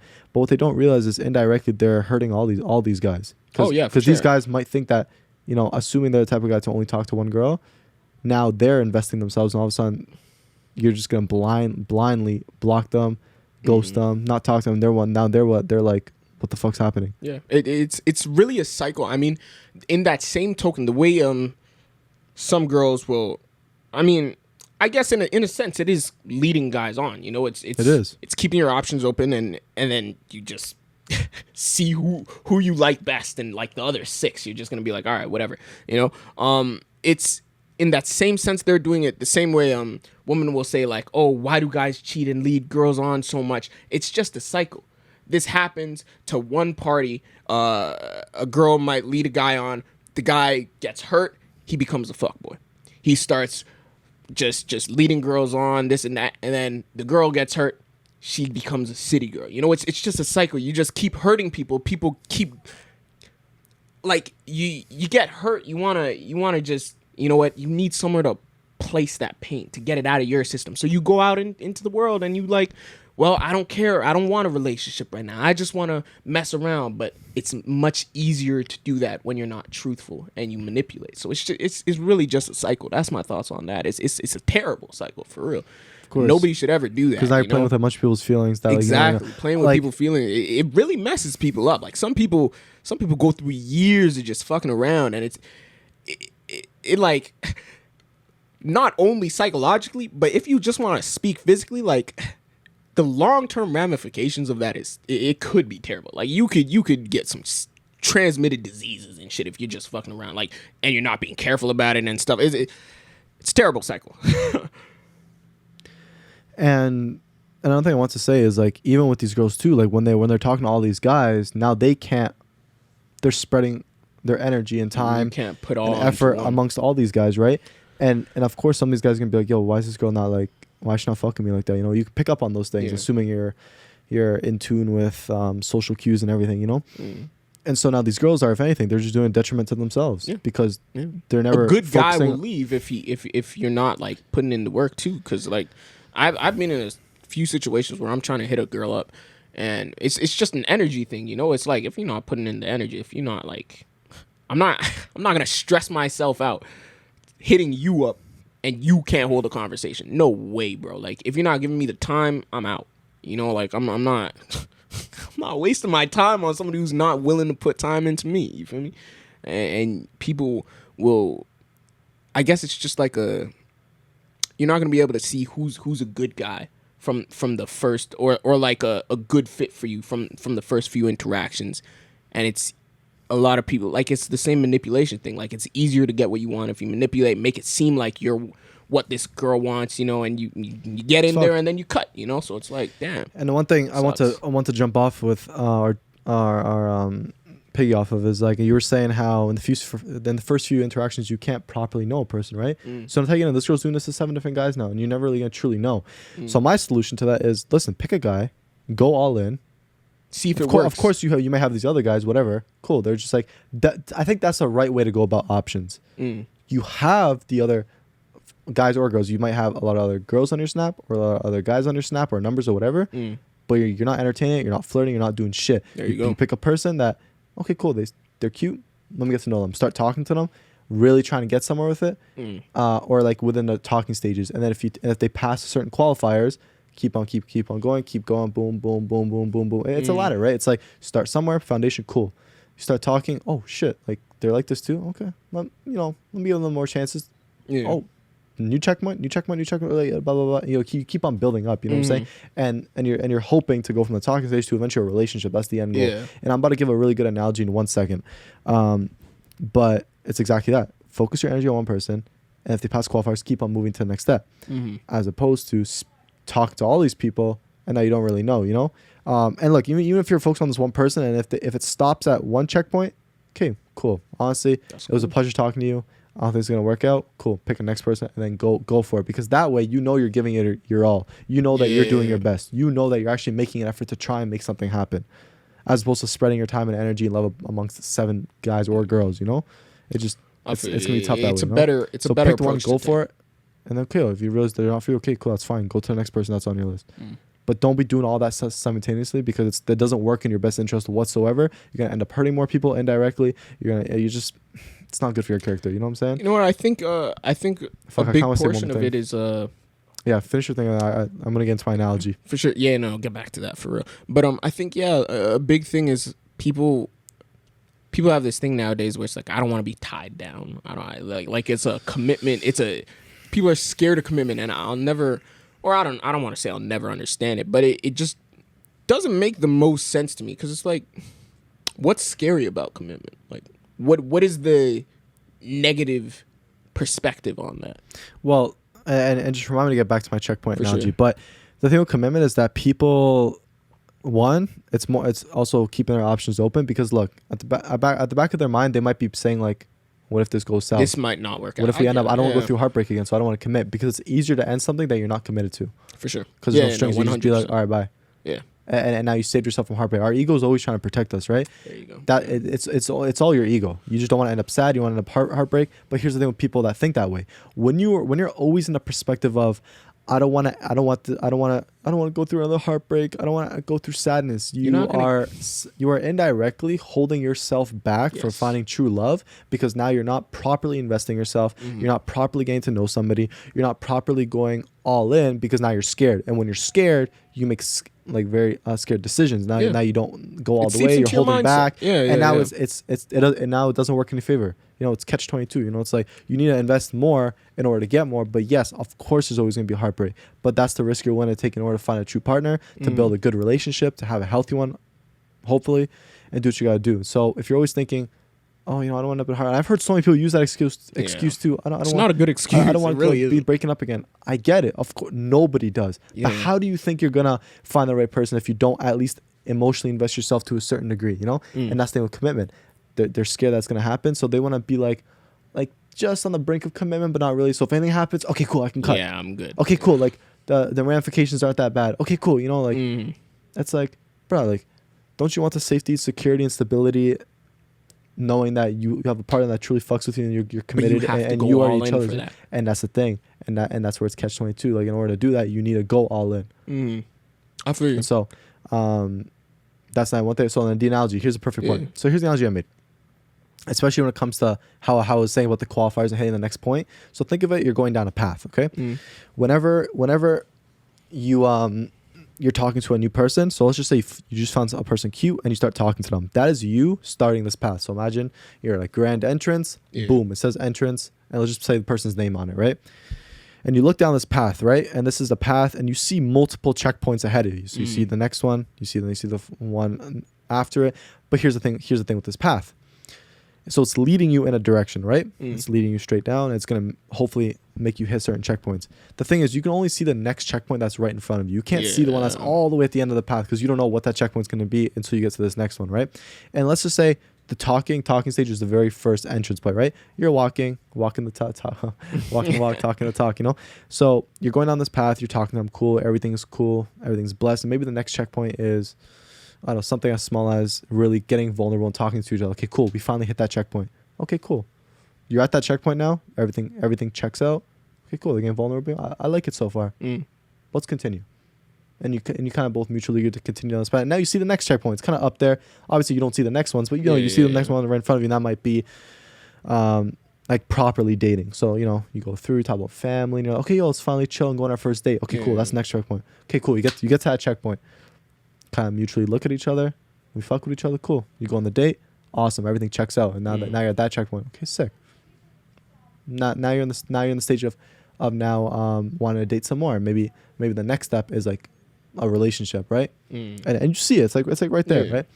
But obviously you don't see anything past it. That's the only next thing you see because the path is it can take you to marriage, it can take you to kids, yada yada yada. There's so many you don't know where it'll take you. You don't know where it's gonna take you, but at least you're heading in the right direction with this person, right? And then you talk some more, you go on some more dates, and you're like, okay, cool. Like you come to the point where you're like, you know what? I think it's time, and then you finally commit. They agree to being your girlfriend, boyfriend. Sick. Now you're at the next checkpoint, and it constantly keeps opening up new checkpoints after that, depending on like you go on this path. But here's the thing with these amazing journeys is that people go at their own pace. Yes. And so somebody asked me the other day, they're like, and it was a more specific question. I think they asked, because they're currently talking to someone, and they said, how long will it take for like those two people to finally commit or something, right? And I said that's a good question. That's a very good question because some people wonder that. Okay, like at what point are we gonna finally like make this official or commit or whatever, because because that's like the next checkpoint, right? And I told them, I'm like, listen, like what pace are you guys going at? It's like you could be going at a pace in which you're not forcing things, because I always believe that if you try to force things, it's not gonna work out. You just have to be patient and just go down the path at your own pace to hit that next checkpoint, right? Yeah. And I said, I'm like, listen, I can't give you a number. Everybody is different. Some people want it fast. Like for example, my ex and I want to get as close as possible, as soon as possible. So I was like, boom, first checkpoint done, second point done. It was very rapid, very quick, and I was already committed, and so on and so forth, right? And so with this part, I told her straight up, I'm like, yo, with you and this person that you're talking to, like, see where you guys are at. What's the feeling? Like, how long do you think it's going to take? Like, do you know for certain it's going to get there? And she's like, yeah. And so the fact that she knows that, and I'm sure he knows that too, because, if they're mutually together, right? They could see that checkpoint. Yeah, they could see that checkpoint. And so I told him, like, listen, don't force it. The minute you start to force things, like the fact that you're even asking this question is scaring me a little bit because you're trying to force it. And I'm like, listen, and I just reassure her, I'm like, listen, just be patient. I tell everybody, just be patient, don't force it, and it'll happen. And she's like, you know what, you're right. And so I'm assuming she's going to go back and they're going to continue doing whatever they got to do to hit the next checkpoint. But that's the point I'm trying to make. Everybody goes at their own pace. Yeah. You can both mutually see the next checkpoint. It's just a matter of how fast it's going to get there. So, yeah, guys. And maybe you get to a certain checkpoint and you don't like what you see. That's fine. Maybe it's like you can start going the path. You're like, Yeah, maybe. And it's not. It's okay to walk back. There's nothing wrong with walking back, guys. I'd even add that, like, on the path, like, you might see some things that might foreshadow what's to come. You feel me? And you got to be vigilant in those early steps when you're vetting the people out. And so here's something to go off of what Omar just said with seeing things on the path. You might be going down the path and all of a sudden you see that there's rain ahead. You see the clouds are coming, like it's happened to us on our podcast. You could see what's about to happen. Watch the rain and make a decision like not solely based on the rain, but be like, all right, noted. There's rain.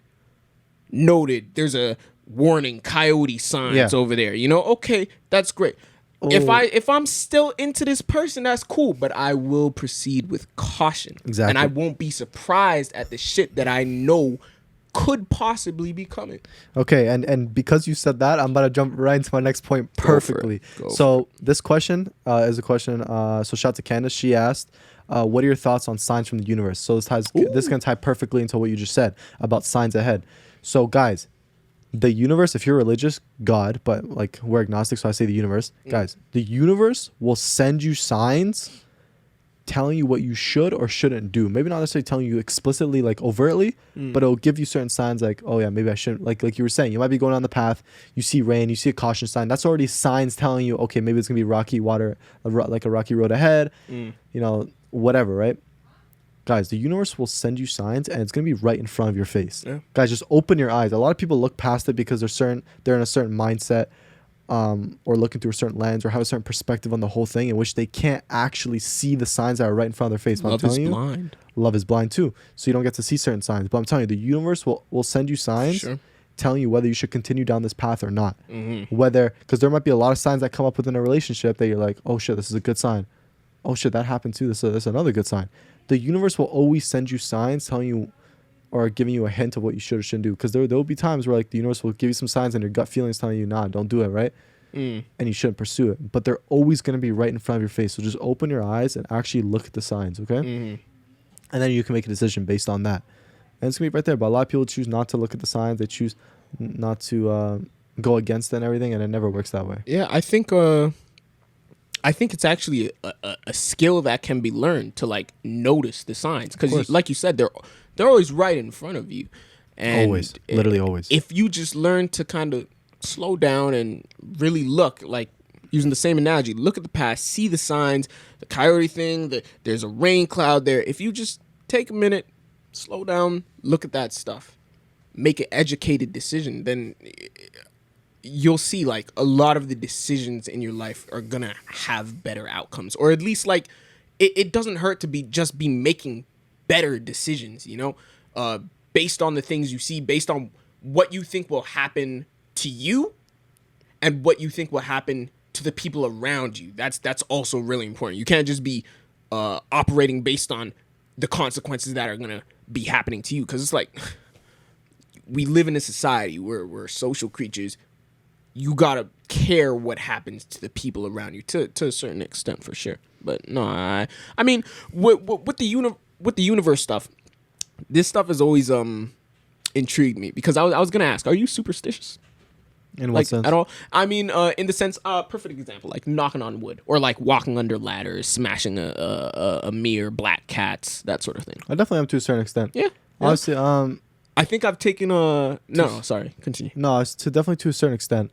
Not like super like religiously wise, but like I don't know. It's always for like good luck, because like after like I'm telling you, like I've never believed in signs more than like in the past couple of weeks, because like I was doing some shit and there were so many signs that were like coming up, like it was scary how many signs were coming up, but it was to the point where I'm like, this shit is not an accident. Like it's not a coincidence anymore. Yeah. Like it was one of those ones where I'm like, there's no way. Like there's no way. I'm like, how the fuck is this possible? Yeah. And there's so many signs where it was just like pushing me in the right direction though, and I just listened to it. And guys, I'm telling you, don't ever force things in the universe, because it will only retract itself and you won't get what you want. Yeah, it's the like more you're patient and you just let the signs come to you and you let things escalate and take you down the path, that's when you'll truly achieve the next checkpoint and your end goal. Yeah. The more you force things, it all falls apart. You can't, I was going to say this before, I forgot to, but that reminded me. You can't, like, you don't go around asking the universe for a sign. It's not going to happen, you know?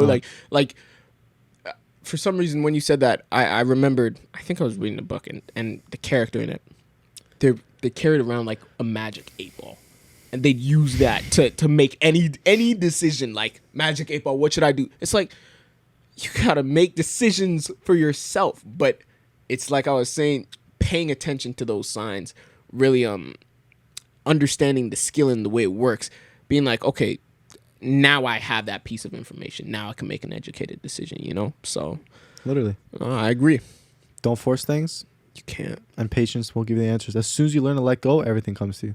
Patience, yeah, man. Patience and letting go. Really, and just then all of a sudden, it'll give you your next sign. And then from there, your gut feeling will tell you a certain thing, and you just go with it. You know. A lot of the time, the best things come when you least expect it. You know, it's the same thing. Bro, don't people say and that's not forcing. You don't find love, love finds you, or some shit like that. That's like so true. You can't go true. To an extent. Like obviously, you need to put yourself out there, put yourself in situations where it can find. But let me tell you this though. So Yeah. perfect example with my ex and that girl in Ohio. Those two people came when I was least expecting it. There you go. And I never forced it. Because I wasn't out there being both like... of them, eh? Both of them. Wow. So, and this is what I'm talking about, not forcing things. When you're in a place of desperation, you're like, I'm just trying to find a boyfriend. I'm just trying to find a girlfriend. You're going on all these apps, like, yada, yada, yada. You know, like you're forced... Bro, never... And nothing good comes out of it when you're trying to force it, right? But when you're just living your life, bro, I'm telling you, someone will walk into your life in the most weirdest way, and all of a sudden, like, you'll never look back type of shit, you know? For example, that girl in Ohio, kind of like giving a little quick story of that. At the time, like when we first initially met, I wasn't looking for anybody. I wasn't really talking to anybody. She just ended up being... So how we first initially met was my boy Dario and I. So my dad, my boy Dario and I, we ended up going to this one water park with my dad's best friend Tom and Tom's daughter Bella, who's a couple years younger. And then that girl's basically like their cousin. Okay. And so great people, like very amazing, like everybody's probably, you know, obviously my dad, Dario and I, and then like their family, super cool people. We all have fun together. We all went to the water park, and then that's when her and I actually met. And cool. And that's how I originally met her. And then her and I, like, you know, we connected, but it was never anything like, we never like started dating. Like in my mind, I was actually, funny enough, I think I may have had like somebody else on my mind or some shit like that. If somebody, really so I didn't look like at her. that, I didn't look at her in that light. Yeah. I just knew we vibed super well, and that's it, right? And then some shit ended up escalating, but nothing ended up happening. But it was the following year in which I think she randomly hit me up, and I wasn't talking to anybody. I wasn't going for anybody at the time. Literally, I wasn't pursuing nothing. I wasn't forcing it. All of a sudden, she hit me up again, and things just started escalating. And it was when I least expected it. Then my ex, it's the same thing. I wasn't forcing things. I was just kind of living my life, and I ended up meeting her through, basically through a music video. I was supposed to do a music video shoot. She ended up being a girl that was supposed to be in the video. We ended up talking, and one thing led to another, and we were together. And so that's like when I was least expecting it, you know? Yeah. And so when you just sit back, you enjoy your life, do what you got to do. And you're on your own grind. Like, yeah, it's the same thing. Remember we were talking about... I'm telling you. If you're... I don't know if we were talking about it, but if you're on a grind, like the same way you met your ex through a music video. It's like... Through work, basically. Yeah. Through work, you know? And she's not in that line of work, but sometimes it's nice to have like a partner that's in sort of like a similar line of work, at least. Like I was thinking about that's a very subjective thing. Yeah, for sure. I mean, yeah, no, it definitely depends.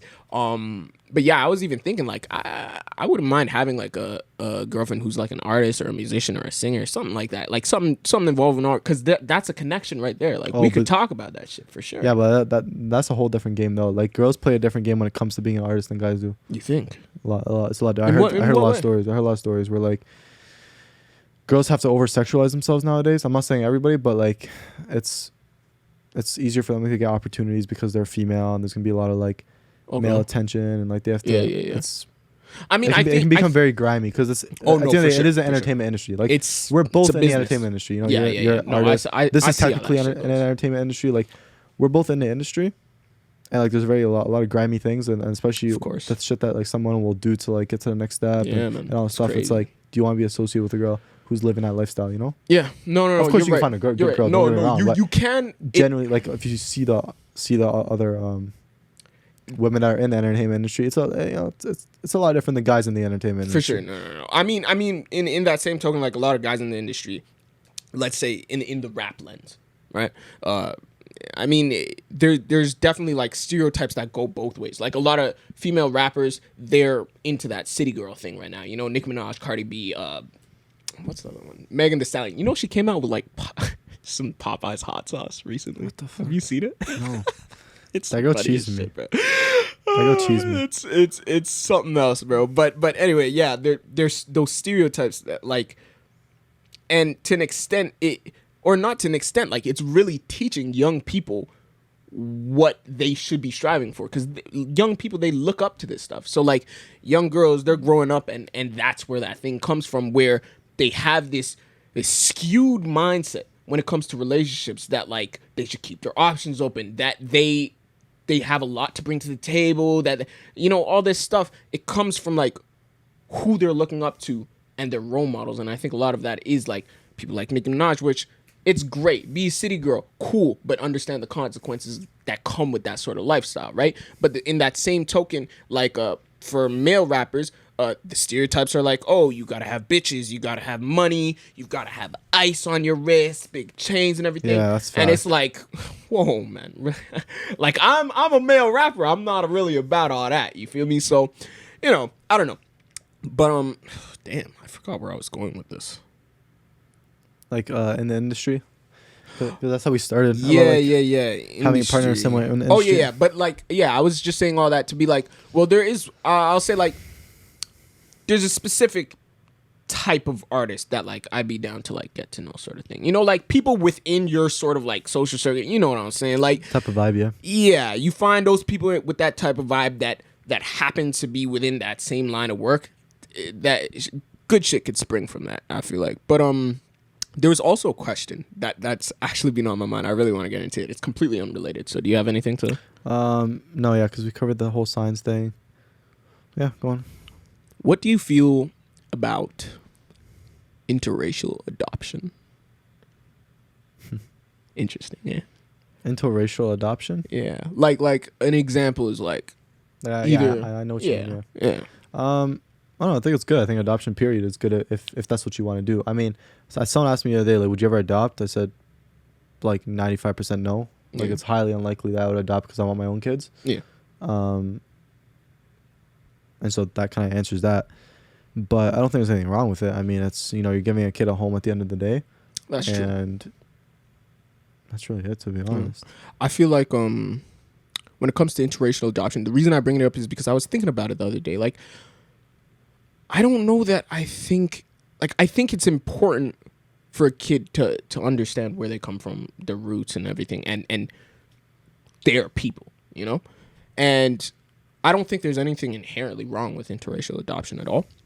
But I do think that's something that would be lacking in their life that could possibly lead to like an identity crisis down the line, because it's happened. Like I know, let's say just like factually speaking, the way black families operate and the way white families operate, it's just different. It's a different dynamic. It's a different culture, you know?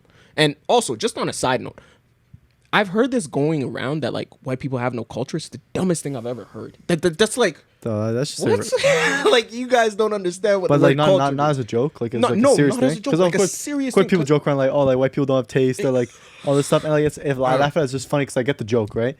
So like, are people like are people serious? when you hear that, you don't think like it's just funny as fuck. Really? No, because it's you take it as a joke. Because most people are saying it as a joke. Okay. So like I take it as a joke, just like how like we all make fun of different races as a joke, like especially internally. Like if you're cool with people, and you're like if you like have boys of like different cultures, of course, you're like, it's just like little jabs, yeah, we're making fun of each other. Exactly. I get you. Yeah, it never bothered you. So all right, yeah, okay. Anyway, yeah, like I think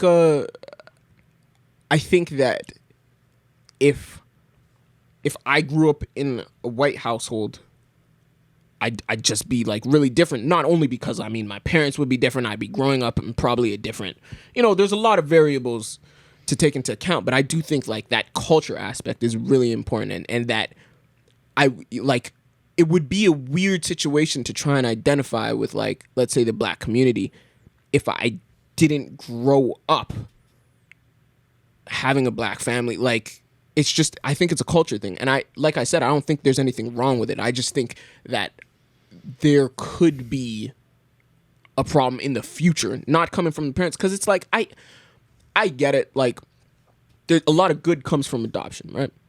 Like you said, you're putting a roof over the kid's head, and on the other side of things, a family that might not have been able to have a kid now has that child to care for, you know? But at a certain point, I think we got to think about what's best for this kid. Aside from, like, yes, he needs a family, he needs a roof over his head. That, obviously, right? But what is the best way to go about this? Do we want to have somebody who doesn't really know where they fit in? Because like it's not a thing. It's not a thing where it's like, oh, you grow up white. Like that's not a thing. You can't grow up white. You can't grow up black. You just grow up as people, you know. And the people you are around, the people who raise you, that's what shapes you, you know. But I'm gonna use this term like this guy's gonna be growing up as technically a white guy, but he's gonna look black. He is gonna be black, but he's gonna be growing up white. You know what I'm saying? So I don't know. I thought it was interesting. I'm thinking about. I'm like, I don't know if this is because it definitely happens. It's not like it doesn't. But I don't know if this is the best way to go about situations like this. Well, I don't know. What do you think the problem with that is? Like, what's the overlying? Like, what's the big issue? I think the overlying issue is the lack of knowledge about their own culture and where they come from. And I think that's really important. Like I think it's really important. Like I come from Guyana. I've been to Guyana once, right? I have no real desire to go back. I'm not like a very cultural person. I'm actually probably like one of the least cultural people you'll find. I'm actually not surprised. Really? Yeah, based on the shit you said before. Yeah, I know. But I think it's important that I went once, you know, that okay, cool. This is where I come from. This is how my parents were growing up. It's good to know that stuff. It's good to know your culture, how you guys interact with each other, and just the way you're raised is different. So you're not going to be able to interact. I don't think it affects the way you interact with your community as well.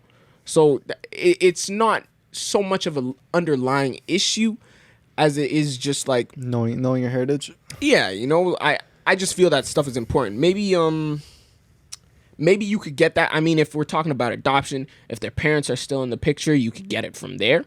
You know, I don't know how people in these situations go about this problem, but I hesitate to even call it a problem. But it is a situation that occurs, and I think pretty often. I mean, given there's a lot of kids, let's say, all over the world that are up for adoption. You know, well, okay, they could either get that sort of situation solved by having the parents, like biological parents, involved. Yeah. Teaching them about that culture thing. Or you could put them, because what it really comes down to is how much time are you spending around your community? You know, so it's not a parent situation, it's a community problem, I think. Where if you, as long as you're playing around kids that look like you, that share the same experience, and not every kid, you know, you could go to like it's kind of like, you know, you go to schools in Canada at least, or schools where I went to, there's a mix of people, you know, so regardless, I'm getting parts of every culture, you know, I'm being influenced by things all around. I think that's a good situation to be in. But if you're just completely isolated and you're, let's say I went to private school when I was really, really young. Yeah, actually. And it was, yeah. It's I actually think it messed me up, honestly. I wouldn't recommend it. It was a good school, though. I have much love for it. That'd be cool to hear, though. Private school, man, like... I heard it's very preppy, but I don't know, like, about the one you went to.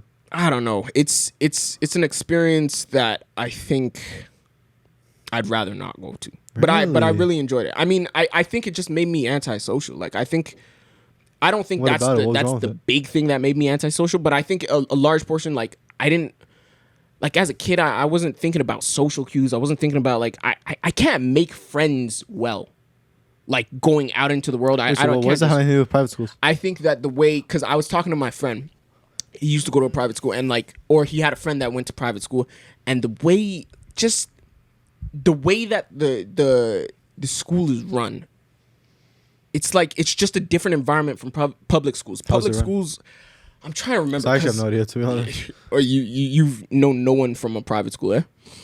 I don't know. I'm not the best person to talk to either, because I don't remember much. I mean, it was when, like, I came to public school once I was in grade 2, so I only had like a really limited time. But yeah.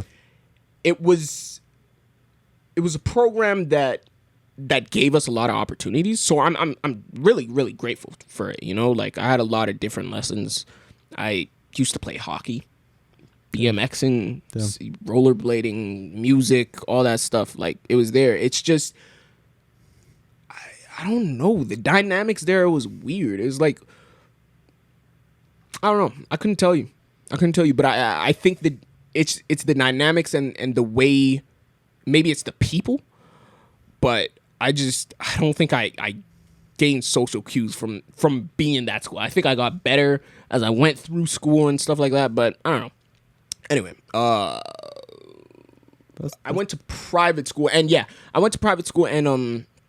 was predominantly like a white school, you know? So What area? yeah, so and I actually like Here in I Toronto, went through this.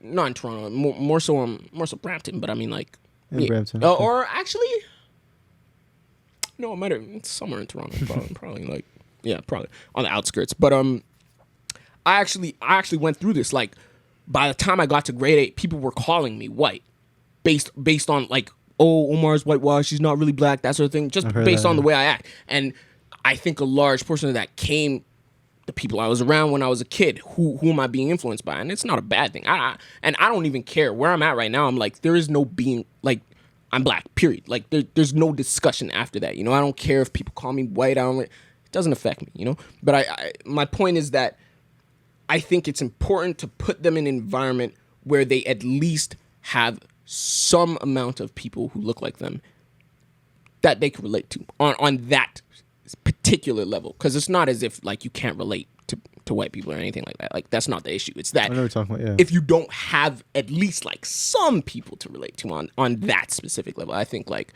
that could lead to problems later on in your life, sort of thing. So any more thoughts on that? That was like a long sort of No, you did a good explanation. Job. Sounded really good. Yeah. Yeah. I mean, I really have nothing else to add. Yeah. Well, I just wanted to get that out. But you have Sure. other pull it up. questions?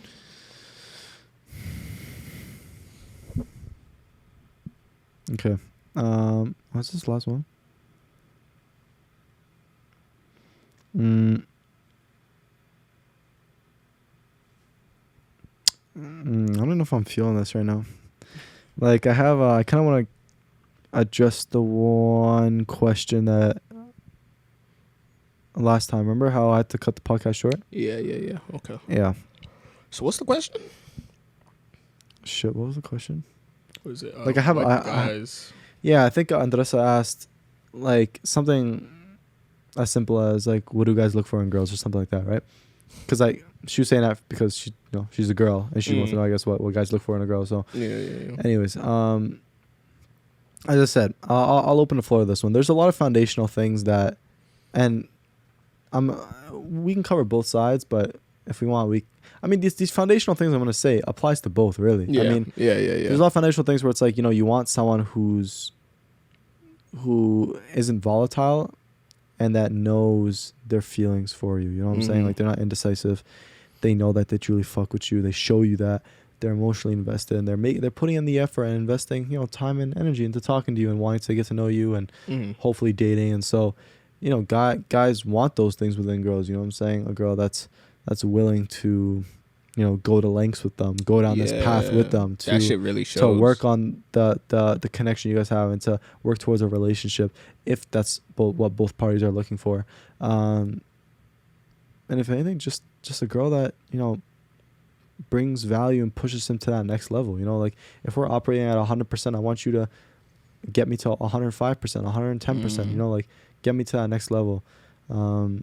Just be like an addition to my life, not a subtraction, Yes. Like I want you to come in making me feel better than I was, making me feel like, damn, like this is a good addition to what I have going on to make me feel even happier. Like, you didn't even think you could become happier, but now you're happier because of her, and really just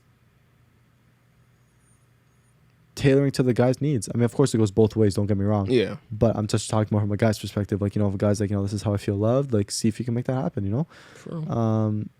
And working on his lifestyle, assuming that that's what you're trying to do, I mean, if you can do that, if you can be viewed as valuable and have value to the point where he can keep you around, bro, you're in the set. But you need to bring something to the table. And here's a good example. So I was talking to one of my friends the other day, and she was going on this date.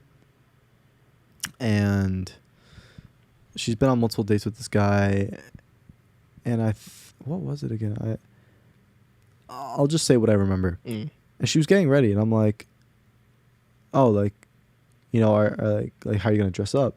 And she told me something very simple, and I'm like, oh, like it seemed a little bit underdressed. I'm not gonna lie. It was kind of just like some hoodie and joggers, and I'm like, oh, like isn't this like more of like a proper date? She's like, yeah, and I'm like, okay, that was kind of like the first thing. Yeah. And I told her, I'm like, I made a joke like, geez, you know, you gotta spray on that perfume and everything, and she's like, no, I'm not wearing perfume, and I'm like, why? And I'm just like, and she's like, you know, like I want to save some of these things, like, you know, for a later day, so I can show them that I can. Really? That's... Wait, let me finish this because I'm gonna forget. I'm so sorry. Go. Sorry No, to cut you up. go. I'm My losing my bad. train of thought. Yeah. She's like, oh, because like I just want to save it so it can be like a surprise for him, so he can see me at my best, like when I choose to do that. And I was like, first of all, you're this is a very skewed perspective. I get what you're saying, but that's not the way how you keep a guy. Okay. In order to keep a guy, you want to bring value to the table, and so it's in your best interest to look as good as possible, to smell as good as possible, and to just be you. Yeah. Because, I mean, smell is huge, especially like when a girl puts on perfume, like it's feminine, you know? It's like, assuming, I mean, most guys are into feminine girls. I mean, unless you want like some masculine ass chick that's going to boss you around. But most guys want a feminine girl. And so that perfume is just like that extra, like, you know, it's like it adds to it. It's not enough to just, okay, cool, you're you. But that's, I don't know what it is about that smell, man. Like if you have a good perfume, no, it adds a lot. I mean, and it goes the same. Yeah, guys, it goes both ways, like, bro. It's just, if you're already like up here, like a 8 out of 10, bro, you're getting 9. You're getting 10 out of 10 with that perfume or cologne. People notice that shit. People really do. That's notice what leaves a good, like, you know how good it must feel to like. You ever got a compliment on your smell? Like, getting a compliment on your smell feels so good because it's like people, like, that's not the first thing people see about you. It's something that they talk to you and they're like, "Oh, you smell good," you know? Or subconscious, and so, most of the time it's subconscious too. Yeah, like, but for them to actually vocally say it to you, it's like you had to be smelling good as hell that day for somebody to vocally tell you you smell good. Like, that feels good because it's just like that's something that people don't usually get compliments on. It's like it's the same thing. Like, if you tell a girl she's beautiful, like, she's not gonna bat an eye, bro, because like it goes over her head. A lot of guys, you know, it's like you have to think of something specific.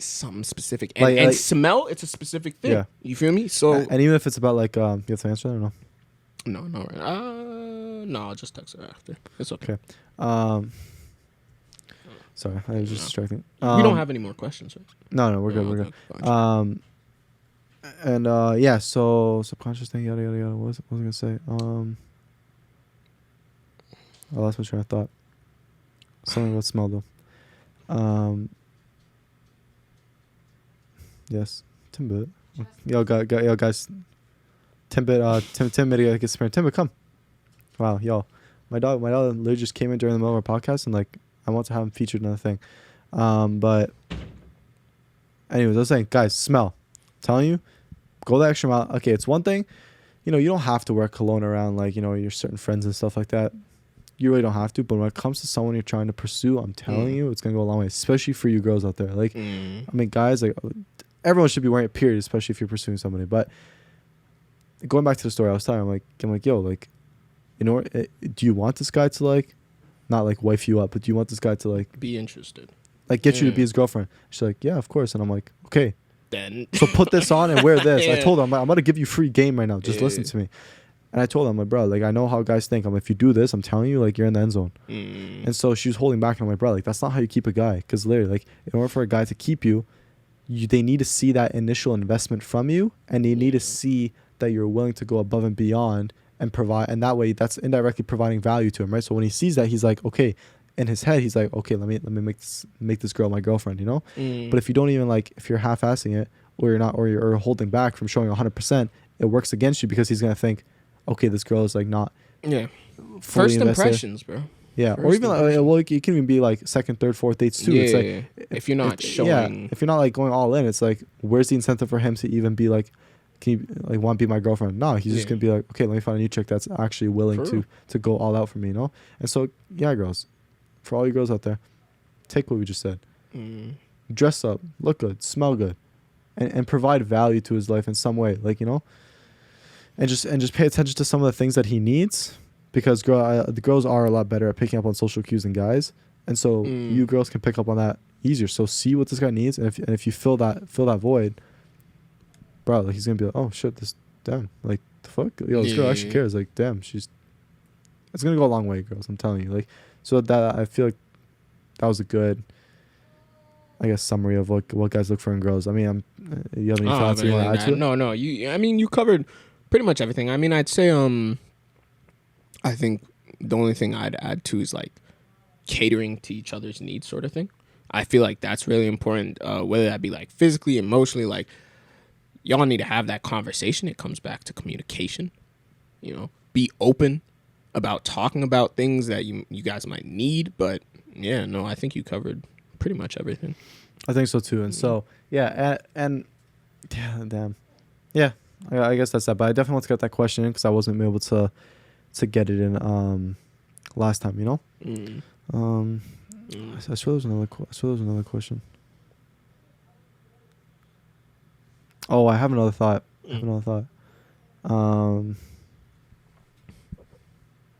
Actually, I need to collect my thoughts first because I feel like I'm kind of all over. Like in my head, I'm kind of all over the place with what I'm about to say. Because guys, there's a lot of things I say where I just try and make it make sense. Like I'll have a thought, and I'm just like, yo, do I want to say this? And then I'll openly tell people, yo, give me a second, because you have to formulate your thoughts. Yeah, for sure. And so, yeah, like I have this one thing in my head. I'm gonna try and say it out loud. It's basically about like insinuating certain things when you're talking to someone, whether it be insinuating that you're gonna get into a relationship with them, or insinuating that you don't want to talk to this person. Guys, all I'm saying is like when it comes to certain things within a connection you have with somebody, this goes back to the signs too. People are personally gonna send you certain signs and certain social cues to pick up on that will tell you whether this is going in the right direction, whether that be this is leading towards a relationship. Maybe some people don't want to say it, but that's what they're insinuating. You can tell by their actions and everything. Yeah. Pick up on that so you can make the proper moves. Or if they're obviously giving you cues that they don't want this, pick up on that, and then kind of just, you don't necessarily have to confront somebody if you know it's not going in the right direction, but at least make the call and be like, oh, it's nice talking to you, and then just never hit them up again or whatever, Yeah. And so being able to just really be receptive to these things, one thing I want to say earlier that I never got a chance to say that just came to me right now, when we were talking about when you're uncomfortable with like something your partner did and you bring it up. So a lot of people will say, babe, you can tell me anything. Oh, but they don't really mean it. Yeah, they don't actually mean it. Yeah, a lot of people will say that and they don't actually mean it, and that's where it's tough too, where you have to test the waters a little bit first, as I was previously mentioning, in order to figure out who they truly are before you can even open up. Because if you realize that if they're not passing those smaller qualifiers, they're not going to pass the big ones. So even if they say that, guys, and they're not, don't tell them anything. Especially, it's only going to blow up in your face. Exactly. You know what I'm saying? And so don't tell them it, because it's going to work against you. The relationship's going to come to an end, and it's just not going to be good. And so, but if you can feel that you can truly tell them anything, oh, that's the best. Then you can go from there. So being able to determine where this person falls will be big in how you go about doing the situation, right? And that goes with anything, guys, in terms of how you deal with people. See what category they fall into, what they're like, and then adjust your behavior to match the way their personality is like, if that makes sense. Yeah, that really just comes back to like the filtering yourself. Remember in the other episode? Oh, yeah, that was at like 4. Yeah, no, was it EP2, EP3? I don't know. It was something like that. But it's been a while. Is there anything else we want to cover? Not from these questions. No, I mean I have a few things that are here. How long have we been going? You said? I think we've been going for about like, I want to say like, let's just say 2:10 maybe. Around that. 2:10. We know a little bit if we want to get to something else. I don't know if there's something that. What do you think about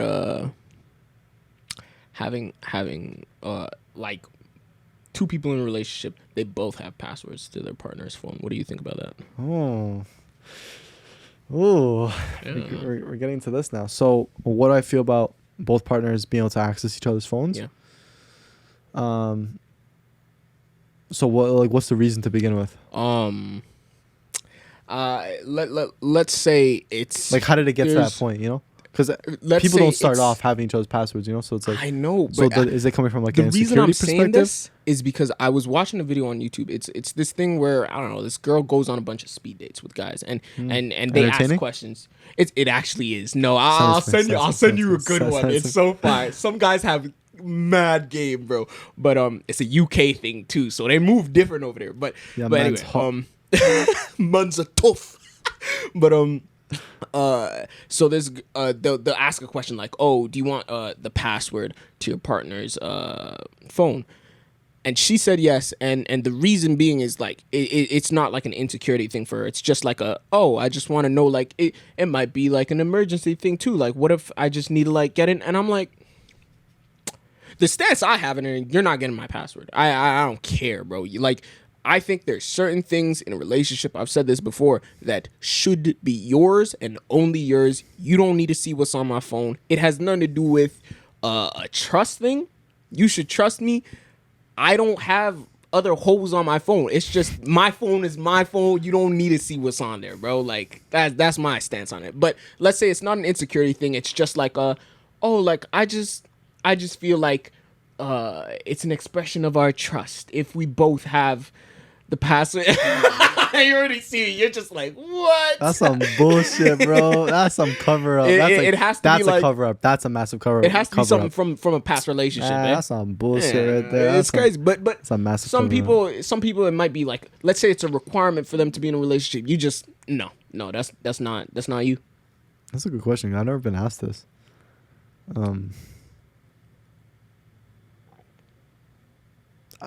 Yeah, I mean, I've never been asked this. Like, can I have a password to your phone?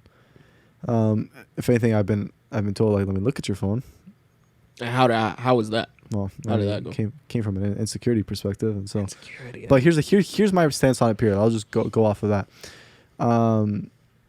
You're right. I do think certain things should be private, because it's your stuff. It's your stuff. You know what I'm saying? Like, it's your phone. It's your property. Like, but here's the bigger issue where, even if they had a password to your phone, some people might make a problem out of nothing. Yeah. You know what I'm saying? Like, they might look at something and be like, "The fuck is this?" You know, even though everything's all good. And especially if the trust is there and they have trust, faith, and belief in you to make the right decisions and to go about things the right way, then everything should be good. And they have nothing to worry about. It's one of those ones where it's like, it makes no sense to stress over some little shit you might see on the phone. Yeah. Because, it's all good. You know what I'm saying? No, I feel you.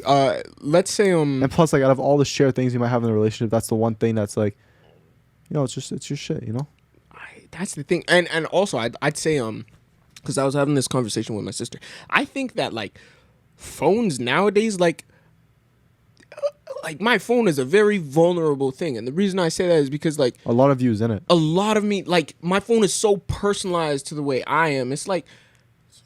You have me already. Like you don't need my phone. You can, I don't know. But what I was gonna say is what if it's like, because that's still like from an insecurity perspective of like her not really trusting, right? So what if it's like the trust is there in this relationship, but it's just like you have my password, I have your password. I'm not necessarily snooping on your phone. I don't even. What if she doesn't even want to go on your phone? It's just the fact that you trust her enough to give her your password. That's the psychological thing. Well, you can her. play this both ways. You can say, okay, if you trust me enough, you don't need my password. Exactly. Or if you trust me enough, like I trust you. It's tough. It's like I don't know. I think in a long run, it's better off not having each other's passwords, especially if it's your own personal thing, and like if everything's all good, everything's all good. And so there's no reason to give up like the last private thing you have, especially since everything else is already like public, you know what I mean? And even like asking to go through someone's phone too is like don't get me wrong, I'm sure there are girls out there that when they asked to go through their man's phone, they ended up finding out that he was talking to other chicks and cheating. It's fucked up. It's very fucked up. But it feels like such like it really does feel like an invasion of your privacy. No, it does. I mean, it's the same. I've never especially understood. If you know everything's all good, and you're not doing shit. Yeah. So look at this. If they're checking your phone, if they're checking your phone, from a place of insecurity, they're gonna find something that was they're never a looking problem to for it. begin with, and they're gonna make it a problem. Yeah, no, I agree. It's the same thing as if cops hide and check people like for speeding, right? Right. It's like they're looking for people speeding and they're being discreet about it. So of course they're gonna find people speeding, sort of thing. If you're looking for problems, you're gonna find problems. That's facts. You That's feel so me? facts. So if you go through somebody's phone looking for problems, they might not have any holes on the phone, but you know what they do have? They have Instagram. They have social media, and somewhere, somehow, they're following some girl who might be doing thirst traps or something. He might not even be liking the post, but just the fact that they're following, you're gonna find that and construct some sort of narrative about like, oh, well, what about this one bitch? It's like, bro, leave it alone. Well, now that you said that, that's a good transition to, I think social media is one of the worst things that happen to relationships. Ooh, I agree. I think the way people, I don't think you should be posting anything about your relationship on social media. I don't like the fact that some people put things in their bio. Like personally, I wouldn't do that. I wouldn't do that. I'm the type of person like, what does that need to be on social media for? Like, people just want to display, you know. It's just, you know what? And it makes relationships nowadays more hollow if you're constantly putting out for people to see. It's like, isn't this relationship supposed to be for you and the person you're with? Why are you so focused on what other people see you guys as when you could just be chilling in the relationship and having a good time? Hold up, can we pause it? yeah, that's fine. Do you have anything to add? Because all I was saying is like, I don't know, I think social media is a detriment because there's so many people and so many things that you could find and people commenting and all this stuff. But where it becomes a big problem is if you're starting to post provocative pictures to get attention. We'll say that for our next podcast. I'm going to leave it at that. I think that becomes a problem because you're putting a for sale sign on yourself even though you're committed. That's kind of like my main message for that. I do want to get into that. Yeah, we'll get into that. It's huge. Yeah, guys, that being said, we're going to wrap up the podcast there. We've been going on for like, a good amount, answer some good questions, and it's always good talks as always with Omar. You guys know that. And I'm actually gonna be going on vacation soon, and so we probably won't be able to shoot another one in the next like couple weeks. I mean, we've been doing it bi-weekly anyways, so that's why I want to make sure we get one in now, so before I leave and go do what I got to do. You know what I'm saying? But anyways, guys, I appreciate and we love every single one of you guys for tuning in. It's always a pleasure. I mean, we're gonna slowly continue to grow this family here on YouTube, on TikTok, and everywhere. And hopefully, you guys can come along this amazing journey with us as we continue to do the podcast and put out content and music and all 9 yards. Sir. And so, whether you guys are watching this whole thing, listening to this whole thing, listening to bits of it, watching bits of it, regardless, it's much, much appreciated. For real. And as I said, without you guys, we're nothing. And so, we do our best. And if you guys want to follow us, my TikTok is _soko_, and my Instagram and Snapchat is soko.chats. And also I'll be doing promo for the next podcast on there as well. So if you guys want your questions answered, stay tuned on there. Omar's socials on TikTok is callme.gaskin, and it's the same thing on Instagram. So callme.gaskin. Also, guys, before you leave the video, if you watched this far into it, hit that like button once again if you haven't already. Helps out the video for the algo. Hit that subscribe button to join the family, and hit that bell icon so you never miss a video. And comment. And comment down below. Of course, you guys gotta comment something for the algo. But other than that, I think that's it. Is there anything closing remarks you want to make? Pleasure being on. As always. All right. Yeah. Easy, y'all. Later. All right, bless.